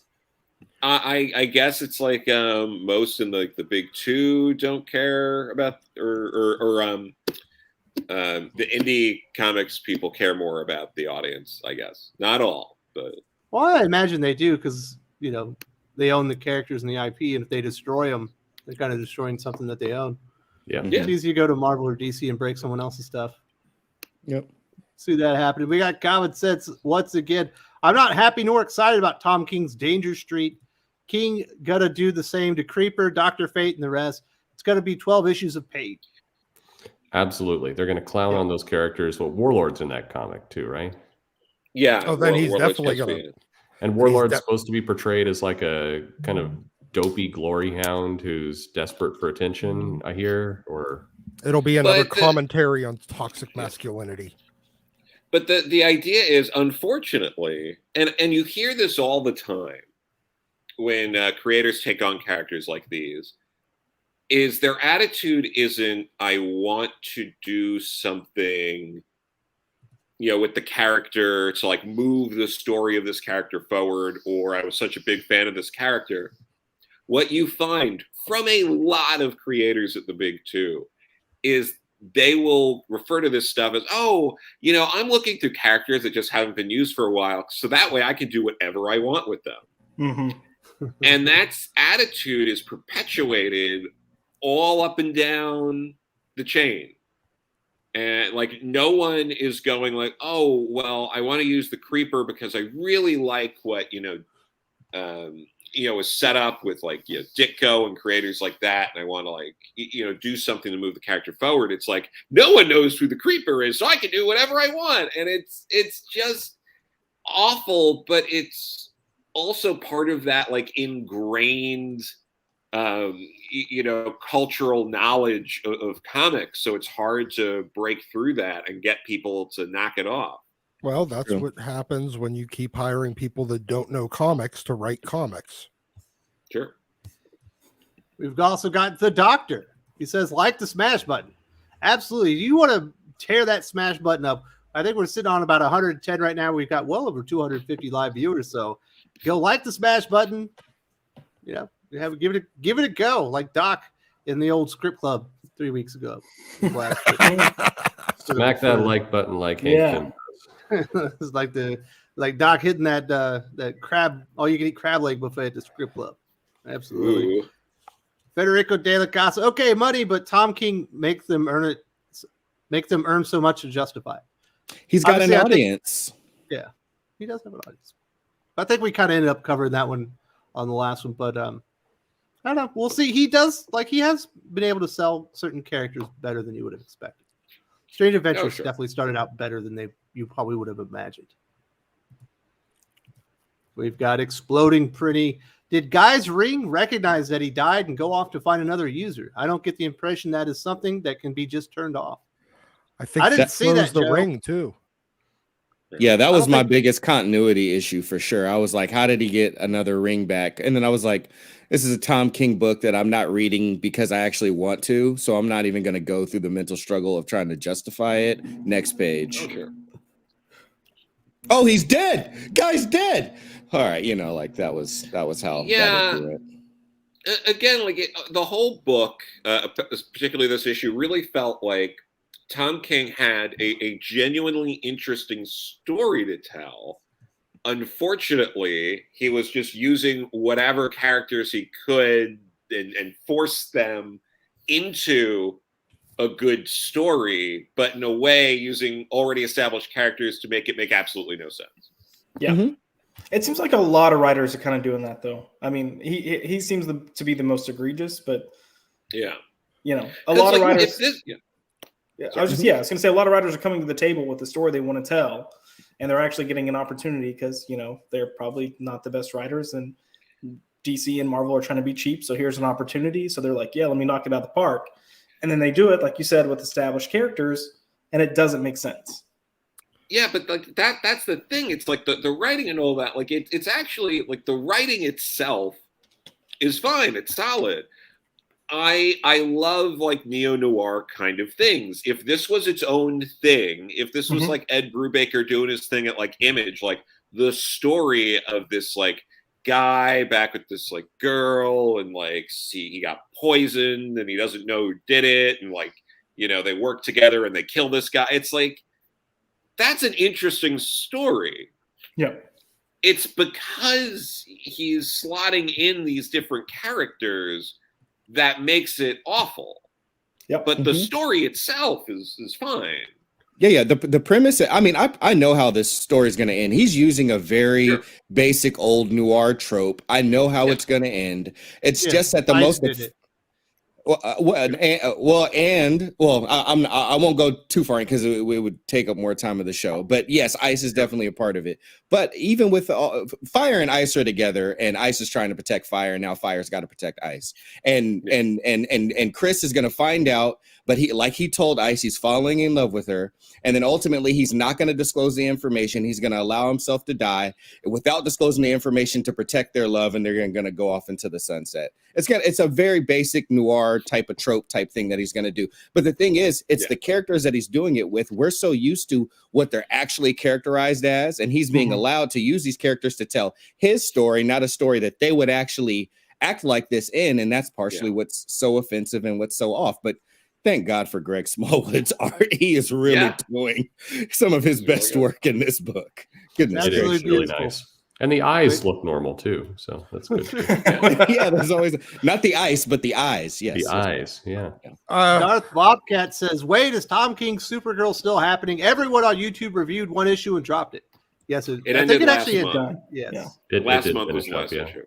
But if you liked True Grit, just read that book because he just copies it for the most part. That's why there's no reason to cover it anymore. Kenneth Dowling, if you have time, I have a fight I think you'd love. We'd love to talk about another comic book fight. We're here for you guys, my brother. So put it up if you want us to hit it. We got Mr. DC Comics says the Punisher kills his villains and then he gets to replace. So what's the real difference? What real difference did the Punisher make? Batman doesn't kill because it's better to kill the ideal than the person. What are your thoughts? Well, Punisher's just killing random underlings and he kills everybody. I guess the argument here is it's better the devil you know than the one you don't. Because I just kill them all and let God sort it out. I mean, if we're talking morally, I guess, then Batman is doing a more moral thing here and trying to fight crime a different way. If we're talking reality, if there was really a character, a Punisher running around New York just murdering criminals, crime would go down. People wouldn't just keep lining up to, you're like, yeah, I'll take a crack at this. Now if there's a void, I mean, people be scared shitless. So I mean, but that wouldn't be a very exciting story. I mean, you imagine a Punisher series where, like, for the first 12 issues, you're just murdering people, and then for the next like 40 issues, like, there's no crime. Punisher just like trying to figure out how That's to how you know relive he's killing Netflix. like dogs or something. He's like, that dog got in the trash. Time for justice.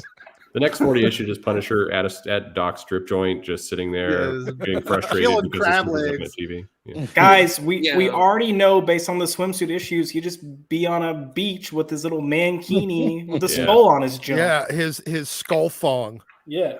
his And the skull white boots. banana hammock. Can't can't forget be the white real. boots. The You're no, just bugging with me. he'd eventually get to the point where he's like killing jaywalkers, and that's when people are gonna be like, okay, look, Justice knows no limits. They did that you story. went. Yeah. I know. Yeah. Where, like, dude, you went too far. Come on. What was your But, like- what was your favorite Punisher story, Joe?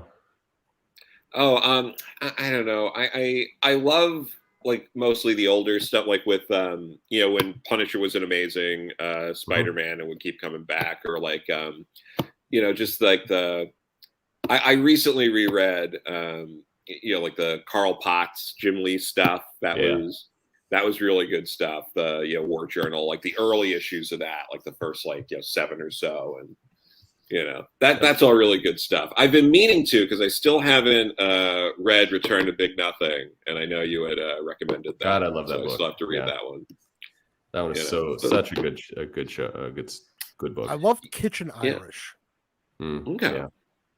Nice. And the thing though with Batman doesn't kill and all that, just real quick, is also he doesn't kill because of all the reasons, like we really know, like we have these discussions, but it's like he doesn't kill because you can't kill the Joker, because then you don't have a Joker, or you have to resurrect him in a few months anyway, and they do that stuff and everyone hates it, but then they want him to kill. But it's like it's that kind of like mentality of like not in my backyard kind of thing. Like Batman should kill. Okay, we'll have him kill the Penguin. Oh no, I like the Penguin. Oh, okay. We'll have him kill Two-Face. No, I like Two-Face. I want Two-Face to come back. Basically, all they right. just want him to kill the lackeys. Yeah, and it's like, yeah, so it's like, and then if like he killed the lackeys more, it would be like, well, then it's even sillier that he's not killing, Joker and some of these characters. Like it is a weird, slippery slope, and no matter what, no one's going to be happy, because it's like he wasn't doing some of this stuff because this was like, it used to be more geared towards kids, and then they made it so it was more for adults, but then they were keeping some of those aspects. It's just it's a big mess. It's just difficult to really navigate and make everyone happy, which I can see that you can see that frustration through DC and what they're trying to do. So we got Dylan Lindsay. Is it Tom King in a good position to create new characters to tell a story? Why use established characters that will just make people mad? Because he's failed when he goes outside of other people's characters. He hasn't. What success has he had when he's not just using some? Sheriff he of needs the Babylon. Was it really that successful? I believe so. I'm legitimately, I don't know. But no, he's a DC exclusive. Well, he's not DC exclusive anymore, is he, Perch? He is not. No. Yeah, well. yeah. So he It's can easier to go take established characters and play with them and make your own stuff. Yeah, But it wouldn't work. So his gimmick is that he takes established characters that are beloved, and he warps them. If King went off on his own, he really has no story to tell. That's the whole problem. There is no. I think I actually did a video on this topic. Somebody asked me this question. It's not. He doesn't work when he goes to unknown people. It would fall apart. Yeah, because there'd be no emotional investment. No one cared what he did. Yeah, you just then realize you've got a pretty generic story that you've seen 50 times before. Yeah. It's only he only is effective when he's walking around breaking other people's shit. If he just like stood in his own house and started breaking stuff, nobody would care. Yeah, straight up. I mean, that was part. I mean, because even Guy's death in there was pretty cheap. It came about pretty quick. Didn't completely feel earned. But I was talking to my buddy about this. Like he loves Tom King, and he mentioned it. He was like, I don't really think it felt earned. And then I thought about it, and I was like, yeah, I think the only reason why he felt like it might have any significance at all is because he's killing somewhat of a fan favorite type character. If that was just some rando who he made up for the story that was kind of stalking Ice and showed up in our house, we wouldn't even be talking about it right now. It just would have been like, oh, yeah, whatever. We've got Eric O'Sullivan, dear panel. How do we feel about Variety magazine pushing the idea of Kamala Khan being the first Muslim Marvel hero when there's X-Men's Dust, Monet, St. Croix, and Arabian Night from Contest of Champions? They're pretending that comics don't exist like Variety always does, and they're only talking about the film. Yeah, Joe, it's just one of those things, history started today kind of thing, right? You just ignore all the past. Yeah, no. There was a Hard Times piece the other day, which another like parody site that was like Disney announces gayest first gay character ever. And it's like just that kind of stuff. It's like, but that's what gets these like articles, and we've touched on this before, but a lot of publishers wouldn't push this as hard if this wasn't the only thing that like the New York Times, the Washington Post, the Hollywood Reporter, Variety, and others will cover. Like no one asked Tom Taylor to come on CNN to talk about the plot of Superman Son of Kal-El. They're interested in these kind of pieces to kind of tie this medium to another conversation they're having, and comics sort of altered course a bit to stay part of that conversation, to get those media hits, even though just like how it doesn't work when you throw a celebrity on a comic, it doesn't increase the sales. These gimmicks also don't tend to increase sales, certainly not beyond an issue or two anymore. So that's really what it all comes down to, is that they don't care. They just want to run the story. The person at Variety probably hasn't read that many comics with these characters in it. Okay, and yeah.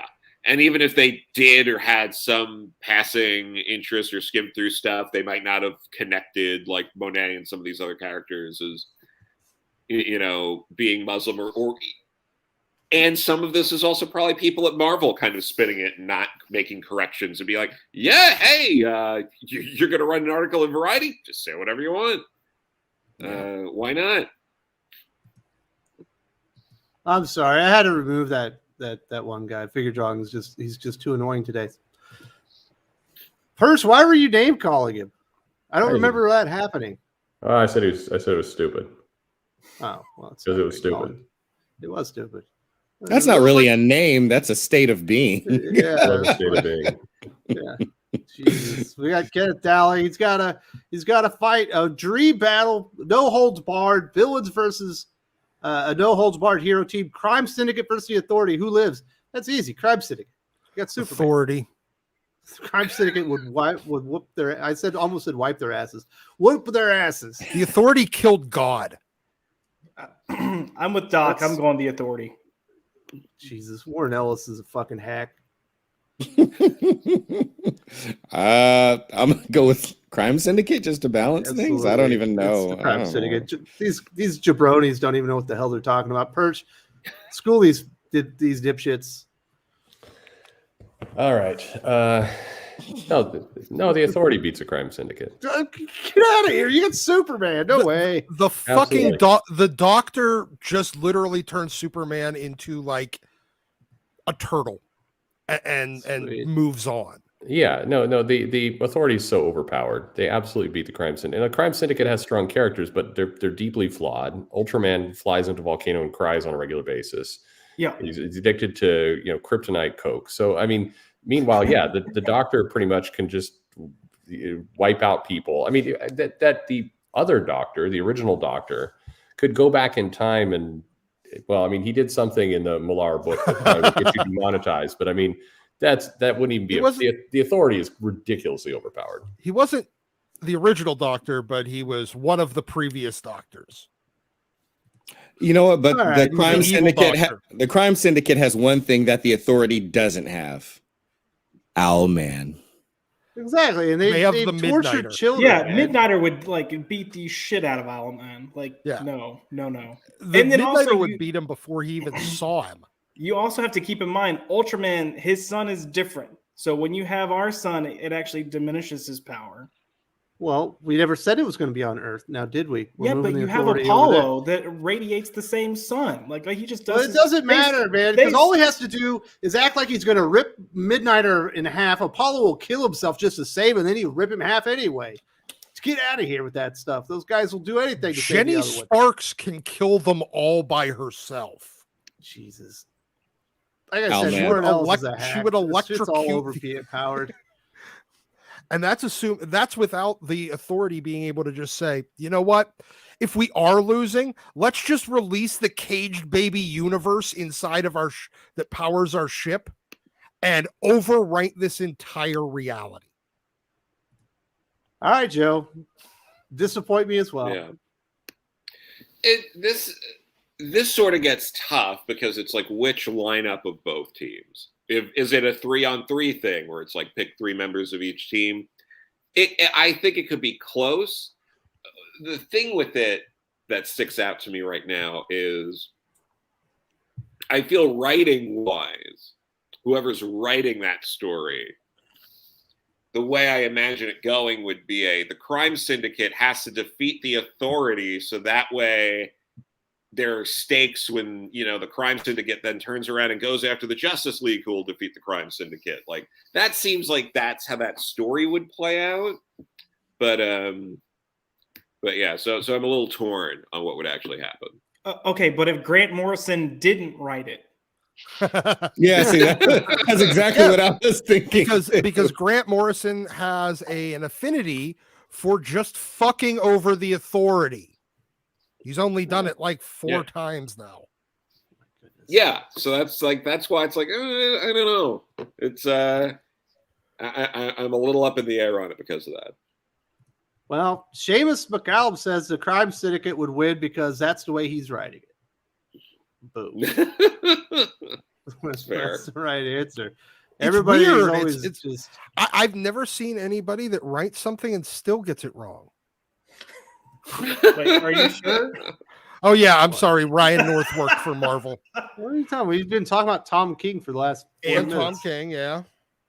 We got Federico De La Costa. The difference between Punisher and Batman is that a good Frank story is a story of desperation, but at worst, Batman is a story of sadness. Deep thoughts there, Joe. What do you think? Is that the truth? I don't think Batman's sad. Yeah, it really depends. It's like there are iterations of Batman from some people that may have been discussed already today, where Batman's pretty sad. But most iterations of Batman, especially as like an adult, he's not like this sad guy. He's if anything, his family is just too big at this point. It's just like, my God, I wish, my parents weren't dead so I wouldn't have 37 Robins hanging around my mansion. Just like Thanksgiving would be just a pain in the ass. You'd be Kind of working like for Wolverine. days. Wolverine Yeah. is a smaller family too. In fact, they all need dead.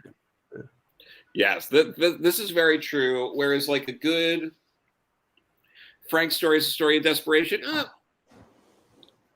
There are a lot of good Punisher stories that He certainly It's isn't not desperate really- in those Garth Ennis like Vietnam stuff when he's getting his CO killed or murdered by a sniper. Yeah, I mean, there are good Frank stories where there is desperation. That's like the stakes are built on that. But there's a lot of good, Frank stories where, It's just like, what? I got wind of someone that's vaguely connected to the murder of my family. I'm going to go find him and kill him. Like, those I wouldn't say are desperation, but they tend to be solid enough where they'll probably just do stories like that until we're all dead. So. You Murder That Guy wants to know what are some things we like? I like my kids. I like my dog. I like long walks on the beach. Wife, stay alive. Right. I like my wife. Oh my goodness. Well, this was the last comics she's not busting my McNuggets. My wife is a pretty nice lady. There's tons of things to like. I don't know. I'm enjoying life all the time. People in the chat say it's crazy. This is not a crazy chat. I don't know. We do get one guy having an argument, but I don't know. I don't feel like any of this stuff's that heated. I'm having a good time. Oh yeah, no, it's great. I had for breakfast, I got this great cup of coffee, but also I got a toasted sesame seed bagel with cream cheese, lox, Nice. Tomato, onion, out of this world. So that was great. Get good bagels in Texas. I can't find a good bakery to save my life. You can't. Like you might get lucky. Yeah, but you get kolaches, man. Get out of here. Kolaches are better than bagels. It's good, but I like Joe. I'd love to have a good bagel in the morning. There's not that. This place does not do that. Texas breakfast burritos are so much better. Yeah, but go to the Philippines and talking to me about it. You know what I mean? I get no kolaches. I get no breakfast burritos. I get no bagel sandwiches. You guys are. Every time I have like a nice hot like pastrami sandwich, I think about how much Wes cannot have that. Yeah, you makes it better, cuts. Right? All I can get is ham. Chicken ham. What the hell is chicken ham, man? Perch can get the entire menu of Whataburger any time of day or night. Oh, it's great. Whataburger is wonderful. I've had Whataburger before. And I drive by Arby's, and even though I've never stopped there, it makes me slightly happy that Wes doesn't have one. Yeah, no, it's good, but I'm also reading some old Silver Surfer. Do you like it? Why? Nice. I love me some Steve Englehart, Marshall Rogers, Silver Surfer. Beautiful. That's some great stuff. And then I got the Wonder Woman Silver Age omnibus the other day. I was reading that while listening to Real Big Fish. Great time. Wow. Yeah. I like this one too. I read this. I haven't finished it yet, but this thing is badass. The Demon Slayer. I like this a lot. That's good stuff. I enjoy that one. I got the Berserker thing I need to get a little bit further into as well. Skip, what do you like? Back to the U.S. Getting my hotel bombed. I'm happy. Oh my goodness! Wait, what? Yeah, we don't have time for that. We're ways into this. Skip, what do you like? Keep fast. I like Department of Truth. I don't know. There you go. There's a comic I like. I don't know. Josh, what do you like? Oh gosh. I mean, like, look, you're what he's talking about. It's your negativity that's fucking up the whole stream, Josh. You don't like anything? No, it just took me a second because I was gonna. Your dog just got stitches taken out, man. I know. Look, I was gonna go automatically go back to older things, but I was trying to think of newer things. But I mean, like we mentioned King of Spies, Made in Korea, A Good Asian. Like there's good stuff out there. I mean, you got to find it. Unfortunately, it's not the mainstream stuff typically. No, We Live is fantastic. We just got the what was it? The Kill Lock sequels out. We got Nottingham starts in 2 weeks. We got good stuff. We're about, I think, I mean, I've been sitting here on the edge of my seat. We're about to talk about the best thing in comics entirely that is the mainstream. It's killing everything. Well, we are. We got to We're getting there. Come on. But Doc, do you like anything besides strip clubs and crab legs? I still like really enjoy current Amazing Spider-Man. I love everything that Mark Miller's been doing over the at his Miller World stuff. I haven't been disappointed in really any of it. I'm very much looking forward to Sean's next chapter of White Knight. It's great. There are a handful of, and I'm very happy that all of the fucking X-Men shit is failing miserably. I love that.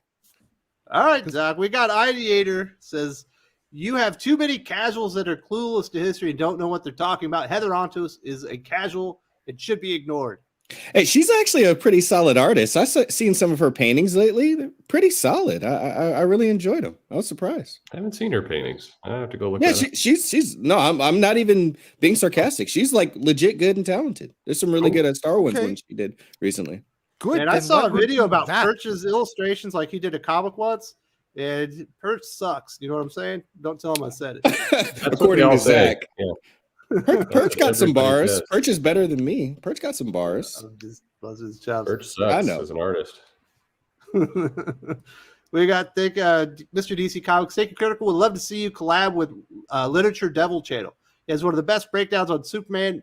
Is Superman irrelevant? Superman is not irrelevant. Superman's more important today than he's ever been, Is he? in my opinion. Yes, he is. Oh, okay. In these dark times where everyone's so divided, we need somebody that can be symbolize what we all want America to be, and we could flock to it and realize we have some stuff in common and some common ground. That's what Superman is. More There you important today than ever. I didn't know you felt that way about John Kent. That makes me happy. There we go. Fake Superman. Get out of here, you're faux fucking Superman. No, he's not. Fuck not, Superboy. But I love I will, Superman. Yeah. I love I will Superboy reach out Prime. to Literature Devil and see if they would like to do a video. I love collaborations. We go.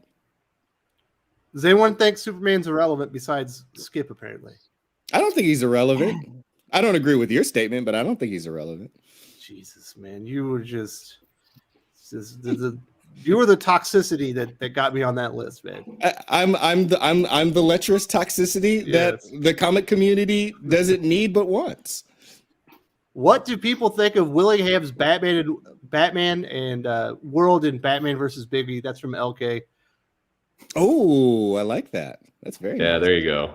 Nice. Very nice. I know, Josh, you enjoyed Batman versus Bigby quite a bit, right? Yeah, I thought it was solid. It kind of fell apart for me a little bit at the end, but I felt like the writing, and this is just more of a technical thing for me. I felt like the writing itself, the language and the diction and how he approached his stories was better than most of what we're getting. Perch, is there a reason that his Fable series is no longer an ongoing and now it's a maxi series? Because they're not committing to anything long. I think nothing is ongoing. I mean, it's a cliche, but almost everything they're putting out is either stealth canceled or limited. But I hadn't heard anything. I don't think anything shifted. I just think they've got everybody on a short contract. I don't think they want another Green Lantern situation, for example. What's the Green Lantern situation? Well, the title ends at 12. It's over? It's over. Good. They never told anybody. Yeah, that's the situation they're trying to avoid. So we don't have an ongoing Aquaman, Green Arrow, or Green Lantern. It's weird, huh? Jesus Christ. All right. Kenneth Dowling. In regards to Batman's no killing rule, I've been thinking about a story where Batman does kill someone, but not on purpose, by accident. Batman prides himself on being prepared for anything. I think this could be fascinating. Unfortunately, Chip Zdarsky, the Batman writer, has already done that in Daredevil within the last 2 years, but it could be an interesting story. Is that how you would go, Joe, being a writer? Yeah, I don't know if I'd want to touch that. Unfortunately, based on what a lot of writers seem to do, there's a good chance Chip will just recycle that in his Batman. But because why come up with a new idea if you're not going to get any like equity or anything like that for it? But I don't know. I feel like just not tackling that. Like a lot of my favorite Batman stuff is that like late 70s through Crisis, plus a lot of what like Doug Menck and Kelly Jones did. Mm-hmm. That stuff's really good. Yep. Leaning into some of like the weird, the bizarre, like having to do Batman type like detective work, but in really like dark, disturbing Gotham's like the seedy underground sort of situations. I think some of that stuff's really interesting. So I'd probably go more in that direction.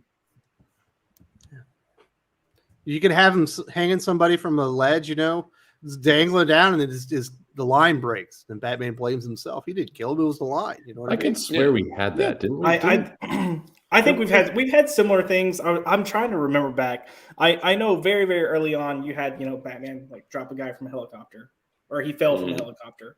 You had the KGB's thing where he pretty much left him to drown. He did that twice though, right? Yeah, I feel like those stories are out there. They just, I don't think they carry much weight. If I were going to approach this, I would probably take it from a perspective of like Damian kills someone so his dad doesn't have to, and like that's Damian's mindset. Like if I were writing and I were ever going to kill the Joker, I would have Damian do it as a like, you can't keep doing this, and I know you're not going to kill him. I'm doing this for you. This is like my gift to you, and then. Not really a gift, but Damian's perspective. Jason Todd loses it, and that was my kill, Damian. And then they go to war in Gotham, and Batman can't do nothing about it. And then Bruce fucks everybody and has that's how you get City of Bruce. Yep. City of Bruce. It's the perfect prelude. Yeah. We figured it out. But that would be great though. Something like that happens, and then maybe Jason Todd can like take over Gotham, and it could be a whole, Red Hood Wars, and that could lead into Damian overthrowing Jason Todd, and then Damian takes over Gotham, and then we have another storyline about other people. Honestly, I would. Oh, that's not Battle for the Cow. That's right. Yeah. I would be Battle fine. for the Cow 2, Electric Boogaloo. Oh no! This time it'll be Jason Todd and Damian fighting over who gets to wear the fucking face paint, because they'll both be turning into the Joker. Okay. Because why not? We got Jocko's Inkling says, Frank quietly on Crime Syndicate versus the Authority, please. Who could ink him? Who are the best inkers today? Are inkers irrelevant due to colorists? I'd say inkers are irrelevant. They're really necessary, but they don't want to pay the cost, I believe. Yeah. Correct. I would say Sandra Hope. I'd like to see. I think Sandra Hope's inked Frank a few times, and I've generally enjoyed that. Eddie Barrows has a really good inker, but I can't remember his name. It's Eber Freya, I think. He's pretty damn good as well. I don't know, Perch. We need more inkers. What the hell's going on with that? They don't want to pay him for sure, and that's the problem. And when you become the DC like EIC, are you going to hire inkers? Absolutely have inkers. Yeah. I think a lot of it really, the popularization of it really got started whenever Salvador LaRocca was doing Extreme X-Men with no inker. And they would just color right over his pencils. And that's when it started becoming, kind of a little more acceptable in the industry. And now it's just gotten to the point where nobody gets inked. And it's terrible. Yeah. Especially all the digital art too. Yeah. With all the digital art, what's the point of inking? Right. Yeah. My goodness. We've also got Kenneth Dowling. I'm going to say he's like a Marvel fan, but Justice League is the most overpowered team in comics, and Justice League with no morals is a scary thing. Authority could win, but for a sure thing, I picked the Crime Syndicate. Exactly. Okay. Yeah. We win. We talk about the Justice League with no morals. They would wipe the anti-hero Authority guys out of existence. Yeah. Well, here's Chuck Gibson in our chat, who's, of course, an inker. And he's right. They've been trying to cut out inkers for some time, really ramped up both for speed and money. And Gibson's a hell of a good inker. You need inkers. Yeah. I agree. Dylan, Lindsay, Jason Todd is the best Bat Family member. Fight me. I'll see you out back. With a crowbar. Yeah. Jason's way better. He's my favorite, but I don't think he's the best. Jason Todd's my favorite, but I think Dick is the best. Tim is. You love Dick, don't you? Oh, I love Dick so much. Everybody does. He's the best. Rim shot. Rim shot. What? Jesus Christ. Is that a character? No. That was Ernest Dog in the Ernest movies. Ew. Alrighty then. I think we've talked about Tom King enough. That definitely went in a few directions. Let's talk about this. This is what Perch wanted to talk about. One Piece is officially outsold Batman in lifetime sales. One Piece has only been around for 25 years. Batman has been around for over 80 years. And that is, Batman sales include all the individual issues, Perch, whereas One Piece only includes the volume sales. It doesn't include the appearances in Weekly Shonen Jump. That's pretty impressive. Yeah, if you take all the Shueisha stuff, you take Jump and everything else, then it easily, it starts to battle kind of the number one, which is Rowling and Harry Potter, which I think is your number one distributed book out there. So no, One Piece is a absolute beast of sales, and it is we haven't even seen the biggest piece of it yet. There's still a ton of international markets it hasn't gone to yet that will start here later this year. As much as I am absolutely going to hate the show that Netflix is about to do, that's going to bring a lot of attention to these books. It's going to have a big, additional launch through the US to put all the volumes back into print in 2023. Like it is absolutely an incredible selling series, and it is my favorite book. So there you go. My dog is named Luffy. I love this stuff. My dog's name's Aurora. Well, there you go. Nice. My dog's dead. That's sad. Very sad, like Batman. Yeah. Jesus Christ, Doc. Okay. I don't know. What do you think about this, Joe? Obviously 25 years worth of sales. That's pretty good, especially when you think about the price point associated with the volume compared to a floppy comic, especially for the lifetime of Batman. Like, it's shocking that it could catch up so fast. Do you think it's just having that Asian market and also distributing West, because it feels like American comics haven't always focused on other markets outside of kind of North America? Yeah. And it seemed like recently, DC in the past couple of years has been looking more at these international markets. So maybe there's a possibility of ramping those numbers up. But yeah, One Piece has been an institution for a while, and people have talked about it for a while. I remember people talking about the anime and reading the manga, like the early 2000s. Yeah. It's been popular for a long time, and it's only been ramping up. Whereas, Batman has, come and gone, and, Batman didn't become this big seller until you got into like the late 80s. Like, it always did well, but it's well known that during the late 70s implosion that Detective Comics was on the chopping block because of sales.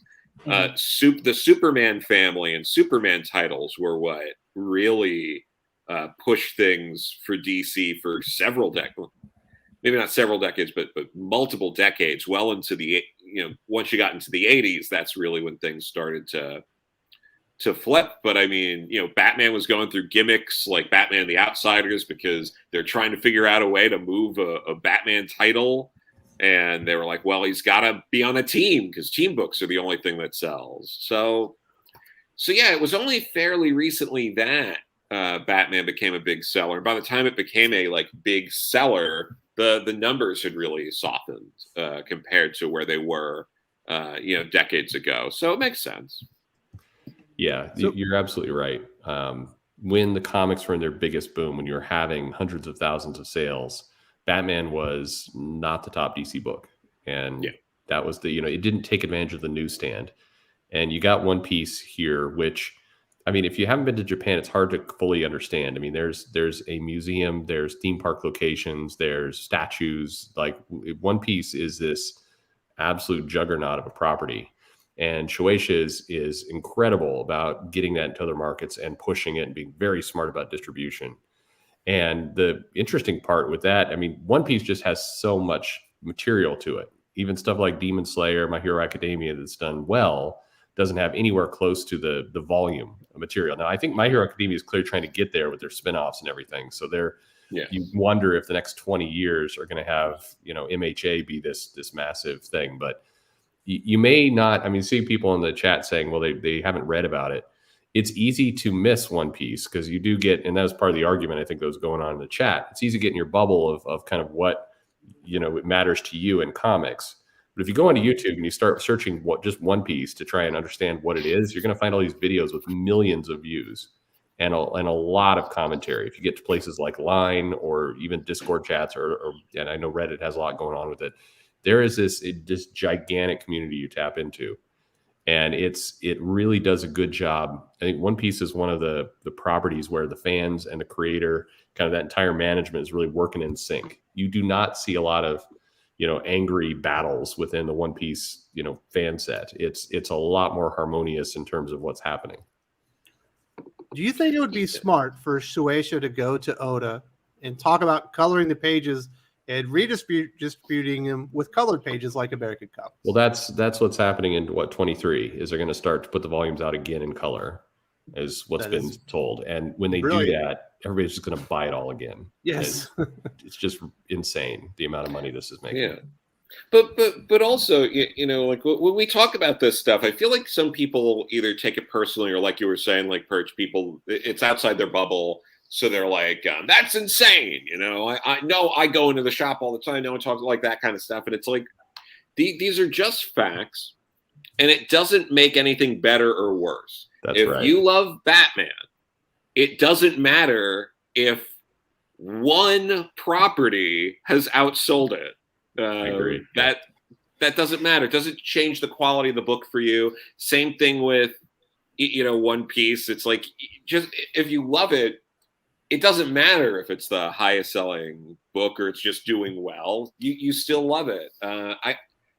It's weird when people get caught up in some of that stuff, because it's like, that would be like saying Avatar is the greatest movie ever made because of how it did at the box office, and McDonald's makes the best burger because they've sold more burgers. Like these are like facts. These are interesting things to talk about, but they're not necessarily a full reflection of quality. They have to pass a certain quality bar or else they wouldn't go anywhere. But at the same time, that doesn't mean it's the greatest thing ever, and that's okay.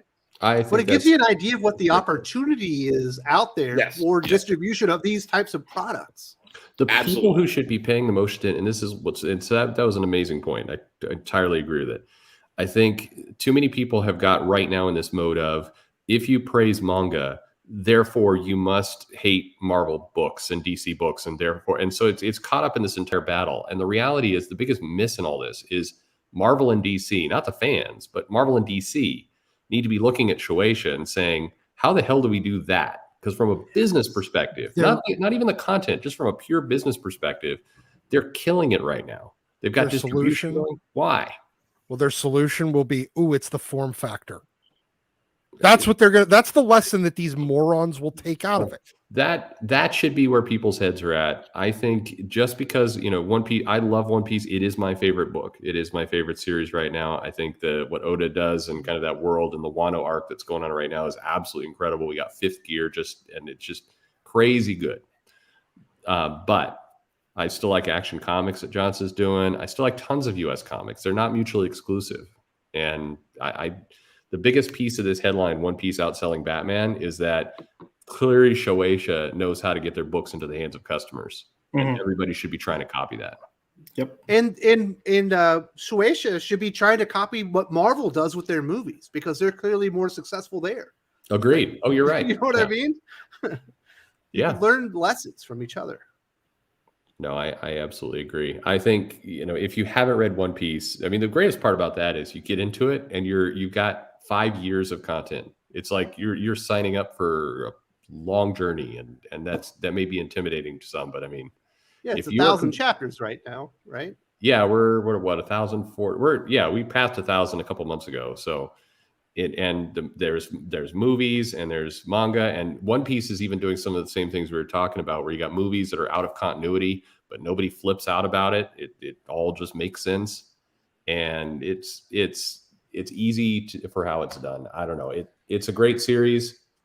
I would definitely heartily recommend it. And if you're sitting there going, I've got nothing to read, why do the comics suck so much? There you go. You got 5 years worth of content. Jump in. And sounds like maybe in 2023 we'll have colored One Piece stock and you can finally read it. No. Probably still not. Said it was because it was black and white. That's why you couldn't said that's part of why I won't read it. Yeah. Oh. Yeah, I think Oda, so he hasn't said anything, but I think he is going to keep at this until he passes Potter. I think he has a personal ambition and goal to get this series to be the number 1 in the world. And the color and the reissues and getting into more of South America and some of these other territories, he's got a shot at it. That'd be crazy. By We've the got a couple of, I'm sorry. Oh yeah, One Piece is, yes, they're pirates, but it is a super. I mean, the characters have superpowers. They're running around with powers and things. So it's, I dub it a superhero book. We do have a couple of super chats. Kenneth Dowling says Tim Drake is his ride or die. Well, there's a lot of Tim Drake fans out there. Are you a Tim Drake guy, Joe? I like Tim Drake a lot. I was trying to come up with some sort of joke about Tim Drake riding. Well, no, Tim Drake, his dad was his ride or die, and we all know what his dad chose. Oh my But goodness. but no, Tim Drake was great. This is the problem, not the problem. There's a lot of problems here, but like, just like a lot of other characters, like people talk about Kyle Rayner and Wally West, but Tim Drake should be in that conversation as well, because he also, through the 90s, had a very long-running series. And very similarly, like, while they brought back, Hal and Barry, and that messed those things up, adding Damien and some of these other things really messed up Tim. And Tim, similar to Wally and Kyle, has really been, stagnated and Connor, like there's a lot of these characters that have been affected like that. And that's really, what hurt Tim. And now we see all these things that they're trying to do to make him relevant, but someone else will come in and not care, or the book, whatever they're doing, won't really go anywhere, and then they'll just stop, and then they'll try again in a few years. It's Joe, are it's the police coming for you? They are. The police really stand Jason Todd in this neighborhood. All right. I am. Yeah. Well, see, Tim was my second favorite Robin until he got Iceman. Yeah, but your favorite Robin was Stephanie Brown. So yes, you know what I'm saying? Because she didn't have, she wasn't there long enough to get broken as Robin. Well, Tim Drake probably broke her. You know what I mean? Oh, he blew out her back. He did. Before he got Iceman. Well, it happens. I'll throw out there, by the way, kind of in response here, expand your bubble a little bit to the argument was happening in the chat. You search on One Piece in YouTube right now. There's reaction videos for the latest chapter, which introduces new power with chapter 1044. And I would love to have this kind of traffic. I mean, here's somebody who put something up, a few hours ago, 212,000 views. That'd be nice. There's streams. There's a guy streaming right now going on that has almost 7,000 people in it. I mean, like there's a ridiculous amount of attention on One Piece. Way to make us feel fucking insignificant. Yeah. Yeah. Way to tell everybody that they found the wrong channel, Perch. Really appreciate that. Way to sell it, buddy. Jeez. We got Mr. DC Comics. The Justice League are not overpowered. Plenty of magic characters can beat Super. Yes. People need to stop judging DC characters based off Marvel street level characters. The Trinity in and of themselves are very, very powered. I don't know if you want to say overpowered, but Superman is essentially invulnerable other than a couple things. Wonder Woman is invulnerable. And Batman, while being mortal, can essentially beat anyone in the world. Unless he's fighting the guy that has carbon fiber muscles and a fight computer in his head. The Midnighter would fucking smoke him. Well, they haven't had the fight yet, Doc. I know. In DC Comics, they would make him win. Because Batman always wins. He beats Superman. Yes, because it's DC Comics. Yeah. Well, they do own it. They do own it. Yeah. Jim Lee's favorite character is Batman. You know what I'm saying? I don't really care at this point. They killed my Wildstorm universe a long time ago, and anything that they put in the DCU versions of them are pale imitations, so I really don't care. I don't know if they're overpowered, but they are very heavily powered. I'll give them that. This is what happens when you eat the crab at the strip club buffet. Yep. He's got some kind of weird poisoning. We got Dylan Lindsay. Zorro is the best character in One Piece. Fight me. Perch, get his ass. Pretty damn good. I like Zoro. I don't know. I mean, me being lecherous, I'm more of a Sanji guy, but you know, Luffy is clearly the best. Look, this entire cast is great. It's a very fun group of people. Never really liked Frankie, but you know, I've watching Nami grow and evolve over the years. So thank you very much to Dylan and everyone for supporting the channel. We got time for one more topic, I guess, real quick. Let's talk about these DC Comics overships. They originally overshipped Aquaman #2. This isn't something DC Comics normally do, and they are overshipping Flashpoint Beyond #0. And then they pushed back the release dates by a very long time. The insinuation being, Perch, that likely the orders were softer than anticipated, and they thought that the comic shops would be able to sell them. Yeah, it's weird that people are doing overships in 2022. I mean, it's so 2016. Well, it's Marvel 6 years ago, so it's DC today. Yeah, it's weird. I don't know. I don't know if that's a good strategy. I do wonder a little bit. So I need to get more information on this news. I was presented this yesterday, and it's kind of spinning my head a little bit still, is that DC moved the final order cutoff up on a number of titles.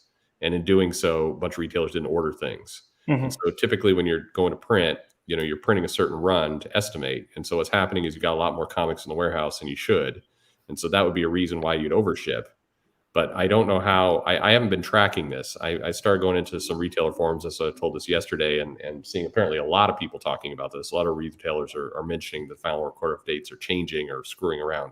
Yeah, this is news to me. I missed it. But if that's what's happening, then this may be a result of that, where they're just trying to clear out some of this stock. But it's weird, and to me, it's an indication of just people do not know what they're doing right now. Yep. Yeah. Well, it sounds like that's probably the case. Like, you could easily see something with like Aquaman #2. You know, maybe they printed 40,000 copies and they only got orders for 18,000 or something like that, because it's an Aquaman book. And that kind of stuff happens. Like, and they're like, oh God, we gotta overship these, because something like Aquaman, I don't think you're gonna get like retailers hitting up the reorders. So you got to move them somehow. Well, they did put that special Jim Lee black and white variant cover on it, Perch. So there should have been some planning, right? Yeah, I mean, it's hard to. I don't understand what's going on. I mean, the stories that you hear coming out of DC are just weird. It's like people are just missing emails and just it is classic dropping the ball. And the only conclusion you can grab from this is they're waiting for this Discovery merger to come in, and then people are going to get their act together. But it's bizarre. It feels like a very aimless ship right now, just in terms of their logistics. This is what Yul Carter said. Obviously, he owns Fantastic Comics in Berkeley, California. If you're in the area, definitely go visit him up. You might even see Skip there. I know he's a regular visitor. He says, I lowered my numbers heavily.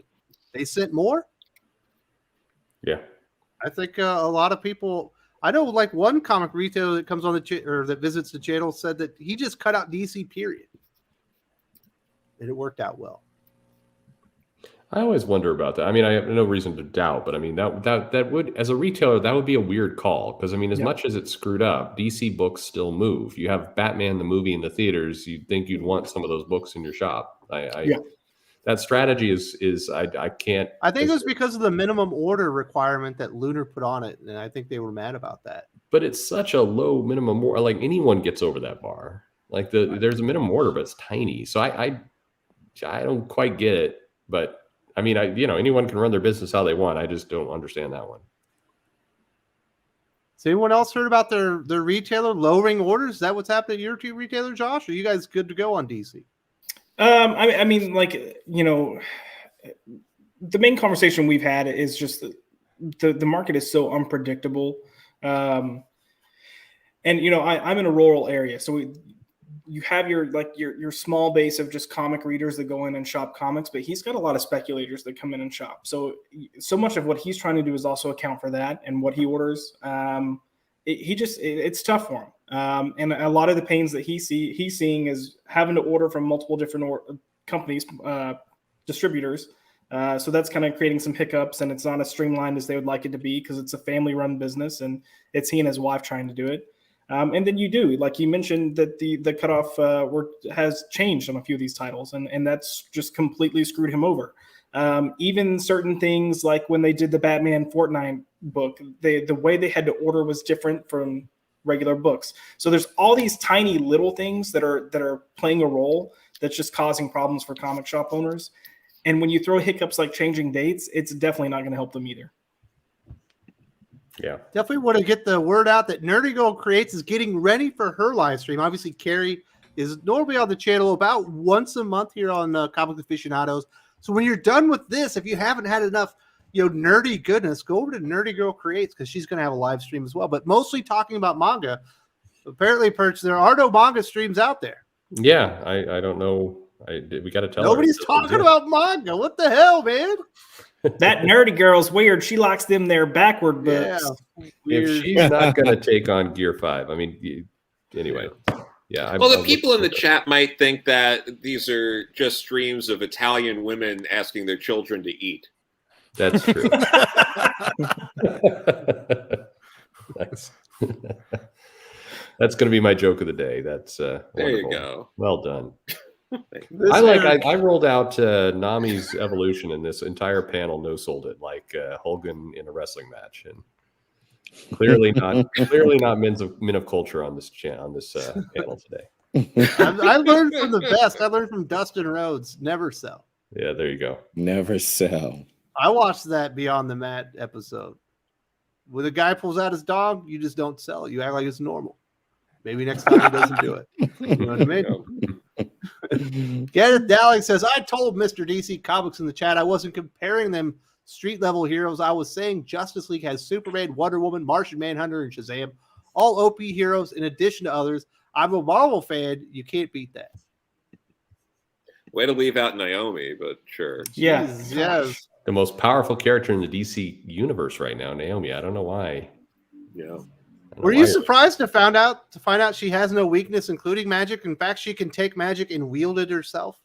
It's incredible. Yeah, it's maybe she's not a magic wielder, but she's a magic manipulator. The show's getting better. Starting to get good. Yeah, well, I sent you a nice clip, Wes. I'm surprised I didn't hear anything back from you after you watched it. It's literally the Naomi TV show trolling DC Comics so hard for their Batmanification. I saw the clip, but I didn't watch it yet. You saw it, but you didn't watch it. I like that. You know what? If you weren't such a stand-up guy and didn't love comics so much, you'd have a heck of a career in politics. You can go back to Manny Pacquiao out there. I'm saying I saw that you put it there, but I never got a chance to watch it because I was been so Sir, did you inhale? I did not inhale. I never did any of that stuff. It depends on what the definition of is. Jesus. I did not have sexual relations with that video here. Yeah, with that video clip. Dylan Lindsay says nothing happened, Perch. Nothing happened. What are you talking about? I don't know what this is referring to, but you're right. Nothing has happened. Nothing happened. Is he talking about the last chapter of One Piece? I thought there was a big reveal. What? No. Yeah, no. I don't know what I don't know what you're talking. Help us out here. What are you talking about? I haven't read the last chapter of One Piece, but I saw there were articles on it saying that something big had happened. Definitely something. Well, you rolled out a new power. It's a major deal. I haven't read he like the an first Aquaman chapter. type character. Is it water? He's a pirate. No. It's hard. It would be very hard to explain the Luffy and the gears thing here. I would. Are you saying that you can't describe a superhero power to me? Am I too stupid? No, it's all right. I'm just walking into a trap here. So. There you go. Yeah, Wes is giving you the good old figure drawing right now. That's right. Oh, come on. I would never do that to anybody. Jeez, that guy is come on. My McNuggets. No, I don't know. I'd love to respond to that. Nothing happened. There's a lot of things that are not happening, but well, if you want to elaborate, we'll try to discuss please it. Please do, yeah. But not really sure. I think he was talking about One Piece, but I'm not really sure about that. Yeah. But I don't know. We got anything else to say about DC overships, or should we start talking about like all the good comic book. We should, but hang on. I absolutely so DW Brown. I absolutely Zorro. The moment at the end of Thriller Bark arc was like killer for that character. That was an amazing moment of that character. It could completely define. That's why manga is so huge. That's why One Piece is so great. They take these characters and they give them these epic moments in the series that you remember forever. I mean, Zorro taking all the punishment there from Kuma it was an incredible moment. So. Well, he's saying it's a reference to Zorro taking off all Luffy's Nothing. pain. Okay, I get it. That is. Come on, we're on chapter 1,000. I'm not going to remember that stuff. But yes, okay, nothing happened because that was Zorro's comment when it came back to the crew that nothing happened, but he'd actually taken on this massive moment just because he had this moment of self-sacrifice and everything else. I wouldn't have made that connection, but okay, fair enough. I will take my punishment for that. Did those guys just school you on One Piece? Yeah, I guess so. Man, you need to rename your dog. I don't think you can name your dog Luffy if you don't remember the Luffy. comic. Oh, Jesus Christ. Luffy. Oh, Luffy. I legitimately have dog. I legitimately have no fucking clue what anyone has said in like the last 5 minutes. There you go. I'm with Doc here. I just found One Piece in my roommate's daughter's drawer, and she's not reading it. So I'm gonna just begin. So I have no idea what any of you are talking about. My wife's got a One Piece shirt. She doesn't have shirts like that unless I buy her, and she bought that one on her own. She liked it so much. That's It's awesome. so good. I've got a 2-piece shirt. All right, well, let's talk about I have a t-shirt. Let's talk about some comic book recommendations and get this bad boy wrapped up. Doc, what do you recommend this week? Since apparently you need to leave us. Yeah. Well, I mean, I can stick around until we're done with the recommendations. But I am recommending Maestro World War M #2. It was good. I really enjoyed it. I've really loved all of the Peter David Maestro stuff. And as a guy that wasn't a huge Maestro fan, like I liked it, but like, you know, then it just kind of was, it was a thing that happened and then was kind of rarely touched upon again. This has actually been a really, really fun, you know, trilogy of miniseries. And I actually did enjoy Savage Spider-Man this week. It's crazy and nonsensical, and it's printed on goddamn toilet paper, but it was pretty fun. Man, So there you go. that's it for me this week. Oh, you know what? Wolverine patch was a solid start. Not great, Sure.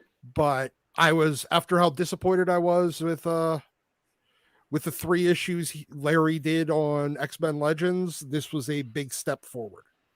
I enjoy Perch making excuses for why he can't remember anything. He says, I suck with quotes, and also I read half of One Piece in Japanese. It's true. Yeah. That sounds like a douchey thing to say now, reading it on the screen like this. Yeah. Yeah. In fact, pretentious That is. does. I see how that sounds. Yeah. I admit it. Yeah. Yeah. I happened to read it in Japanese. I'm sorry I didn't get the quotes right in English. No, there's no excuse for that. There's no excuse for that. Okay, fair enough. Like, Also, it's I'm older very than the true. drunk. It's very true, but yeah, like, I mean, it's an honest comment, and I've been there, but yeah, I know, yeah. Hey, It's honest, but Perch. that is full douchey. I totally agree. Perch, I gotta I love ask it. you. I really gotta ask you. Are you the guy that's douchey enough to order in Japanese at like the A Texas restaurant. sushi bar? No, that'd be completely inappropriate. Absolutely not. Okay. He starts no, speaking no, Japanese no, to the waiter, and the waiter's like, I'm Dude, from fucking Dallas, man. No, and if you're not Japanese and you're over in Japan, you order in English there too. You don't try and screw with the language over there. They'll have no tolerance for that. He may not have done it in the Japanese restaurant, but he did ask for the crab legs at the strip bar in Japanese, and they were very, very puzzled. That's how you blow right past the no foreigner stickers on those clubs. You know, Well, those in Korea, too. the bartender's name was Kimono Wanalea. All right. Oh, My Jesus, Doc. goodness. That's ECW. We got Carlos it is. 8560. For me, just skip overrated One Piece and read Spy Family or My Hero Academia or Death Note or hell, the plethora of great Ito Junji manga. Yeah, No, those are all good manga. It's You all just very said good. One Piece was your favorite. You called It you is. overrated.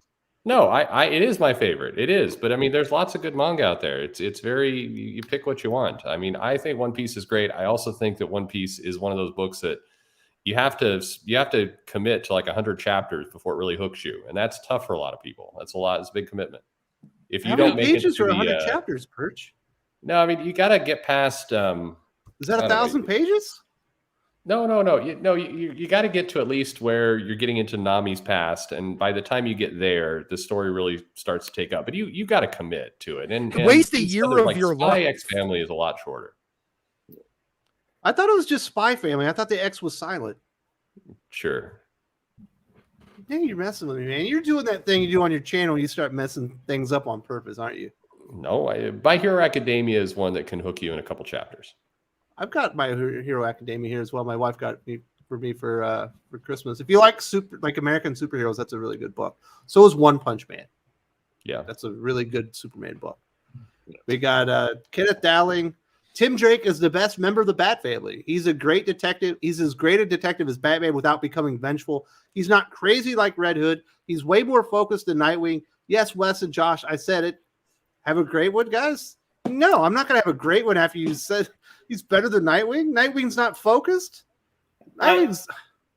I have nothing against this. If you go back to Tim Drake during his Christopher Yost Red Robin run, he is by far the best person to take the Batman mantle. I'm with you, Kenneth. You're good. He's saying Nightwing Dick Grayson can't focus, like he has ADD. I think it's less that Nightwing isn't focused and more that DC and the writers aren't focused. But Yeah. I like Tim Drake. Okay. Yeah. Either way, Origato gozaimasu, Dowling-san. So. Jesus, that was butchery, Joe. Rubbing off on people. I haven't said that in decades. So. Well, all right, Doc, your audio all of a sudden has gone to crap. So every time you try to chime in, you destroy it. Thank you very much, Kenneth Dowling. But I mean, I like almost all the members of the Bat family for real. Jason Todd's a great character too. What do you recommend this week, Joe? You know what? A few of the things I got through. What was it? Action Comics was good this week. Robin was fine. It's all right. Robin. Bad. Yeah, My Bad has been pretty good from Ahoy. It's got a lot of like if you're a big fan of like The Tick, there's a lot of like elements of that in this. It scratches that same Tick itch. I'd also say the Lethal Protector #1 from McElhenney was pretty solid. Very nice. You're liking those throwbacks from the 90s, aren't you? Yeah, no, they're pretty good. They're great. Doc just he out. He's gone now. Apparently Someone didn't like Lethal Protector, I guess. Yeah. And I love those 90s throwbacks. Who else needs to recommend some comic books? How about you, Josh? You recommended Detective Comics 1058? I mean, look, if you were smart enough to skip Shadows of the Bat and you want to hop back in now that you're not on a weekly 12-issue story that went nowhere and did nothing, go ahead and pick it up. It'll let you know what you missed and set you up for what's about to come. So sure. Other than that, no, I wasn't overly impressed with DC this week. Action Comics was solid. I did catch up on DC versus Vampires. It's fun. Check it out. I have Wolverine patch. I have not read it yet. I need to read it. But yeah, this was a little bit of a lackluster week for me. And I still have a few books I need to read, but just going to rub it in. I'm going to read White Knight, next week's issue, the moment we get off here. So, Did you read Rogues? Joshua? Oh, yeah, I did read Rogues. Rogues was solid. Yeah. Recommend that one. I guess everyone gets to read Beyond the White Knight but me, Perch. That's perfect. Well, I'll get choked up. We finally got a reviewer copies in. There was a scary part with this. Usually we get like the month in advance. And I think it was like as of Wednesday or Thursday, we had nothing for this last week of March and nothing for April. And when we reached out about it, the comment that came back was, we don't have anything yet. Jesus That's not Christ. good. So I was like, oh dear God. Carry on. Perch, what do you recommend this week? So I liked Action Comics as well. I think that's really clocking in to be a really good story. I like Philadelphia this week. I go off and on that book, but I thought it was really, really good this week.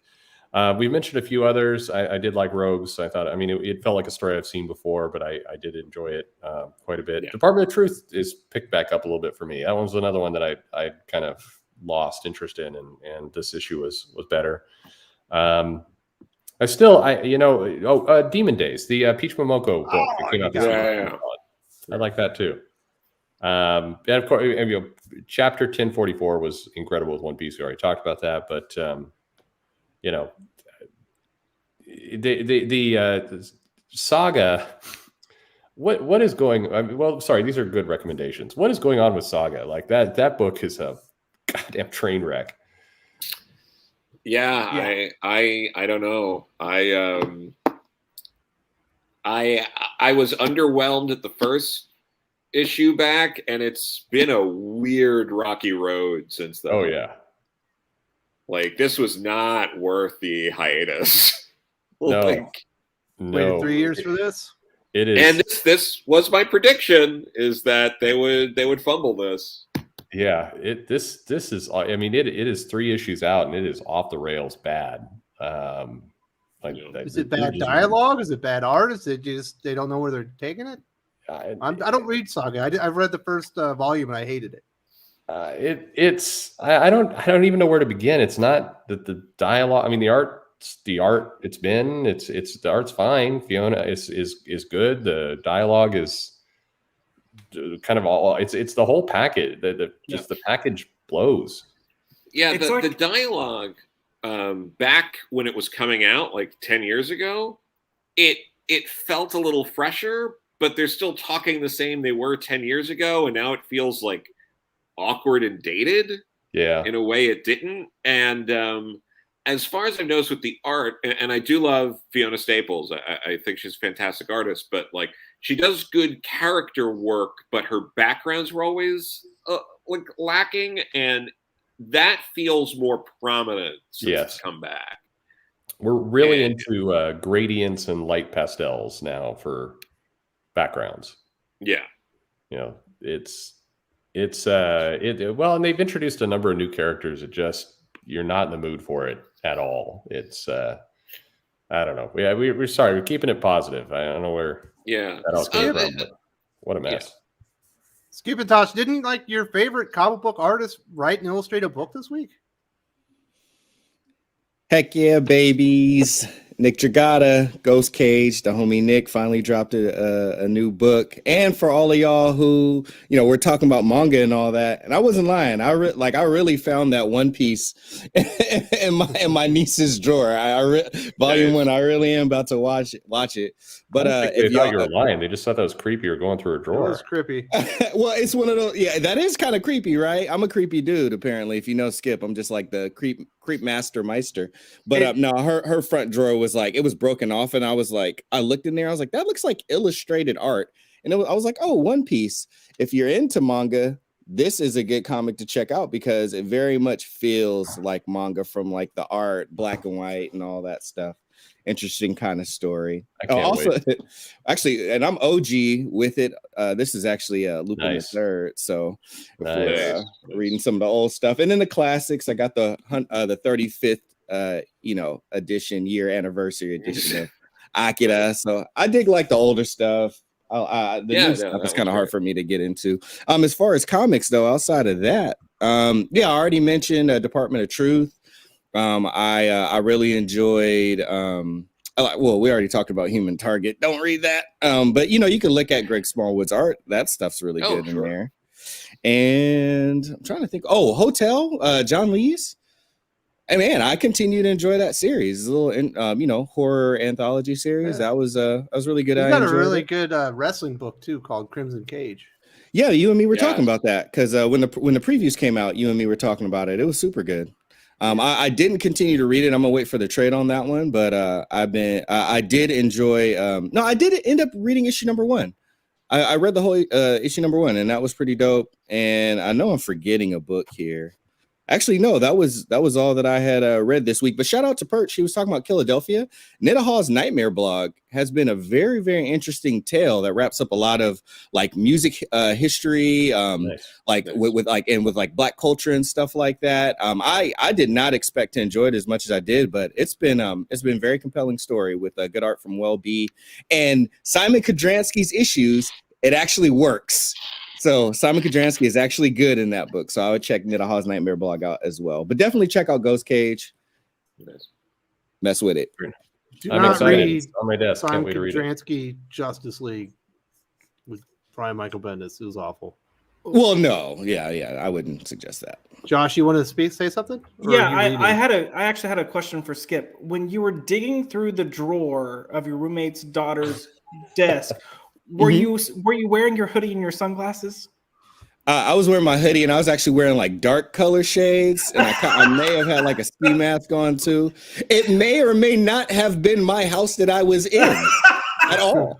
Who knows? You know, I mean, who's to say in this internet age? No. But hey, look, someone else doesn't have a One Piece volume anymore, and Skip does, and that's the way the world works. Yeah.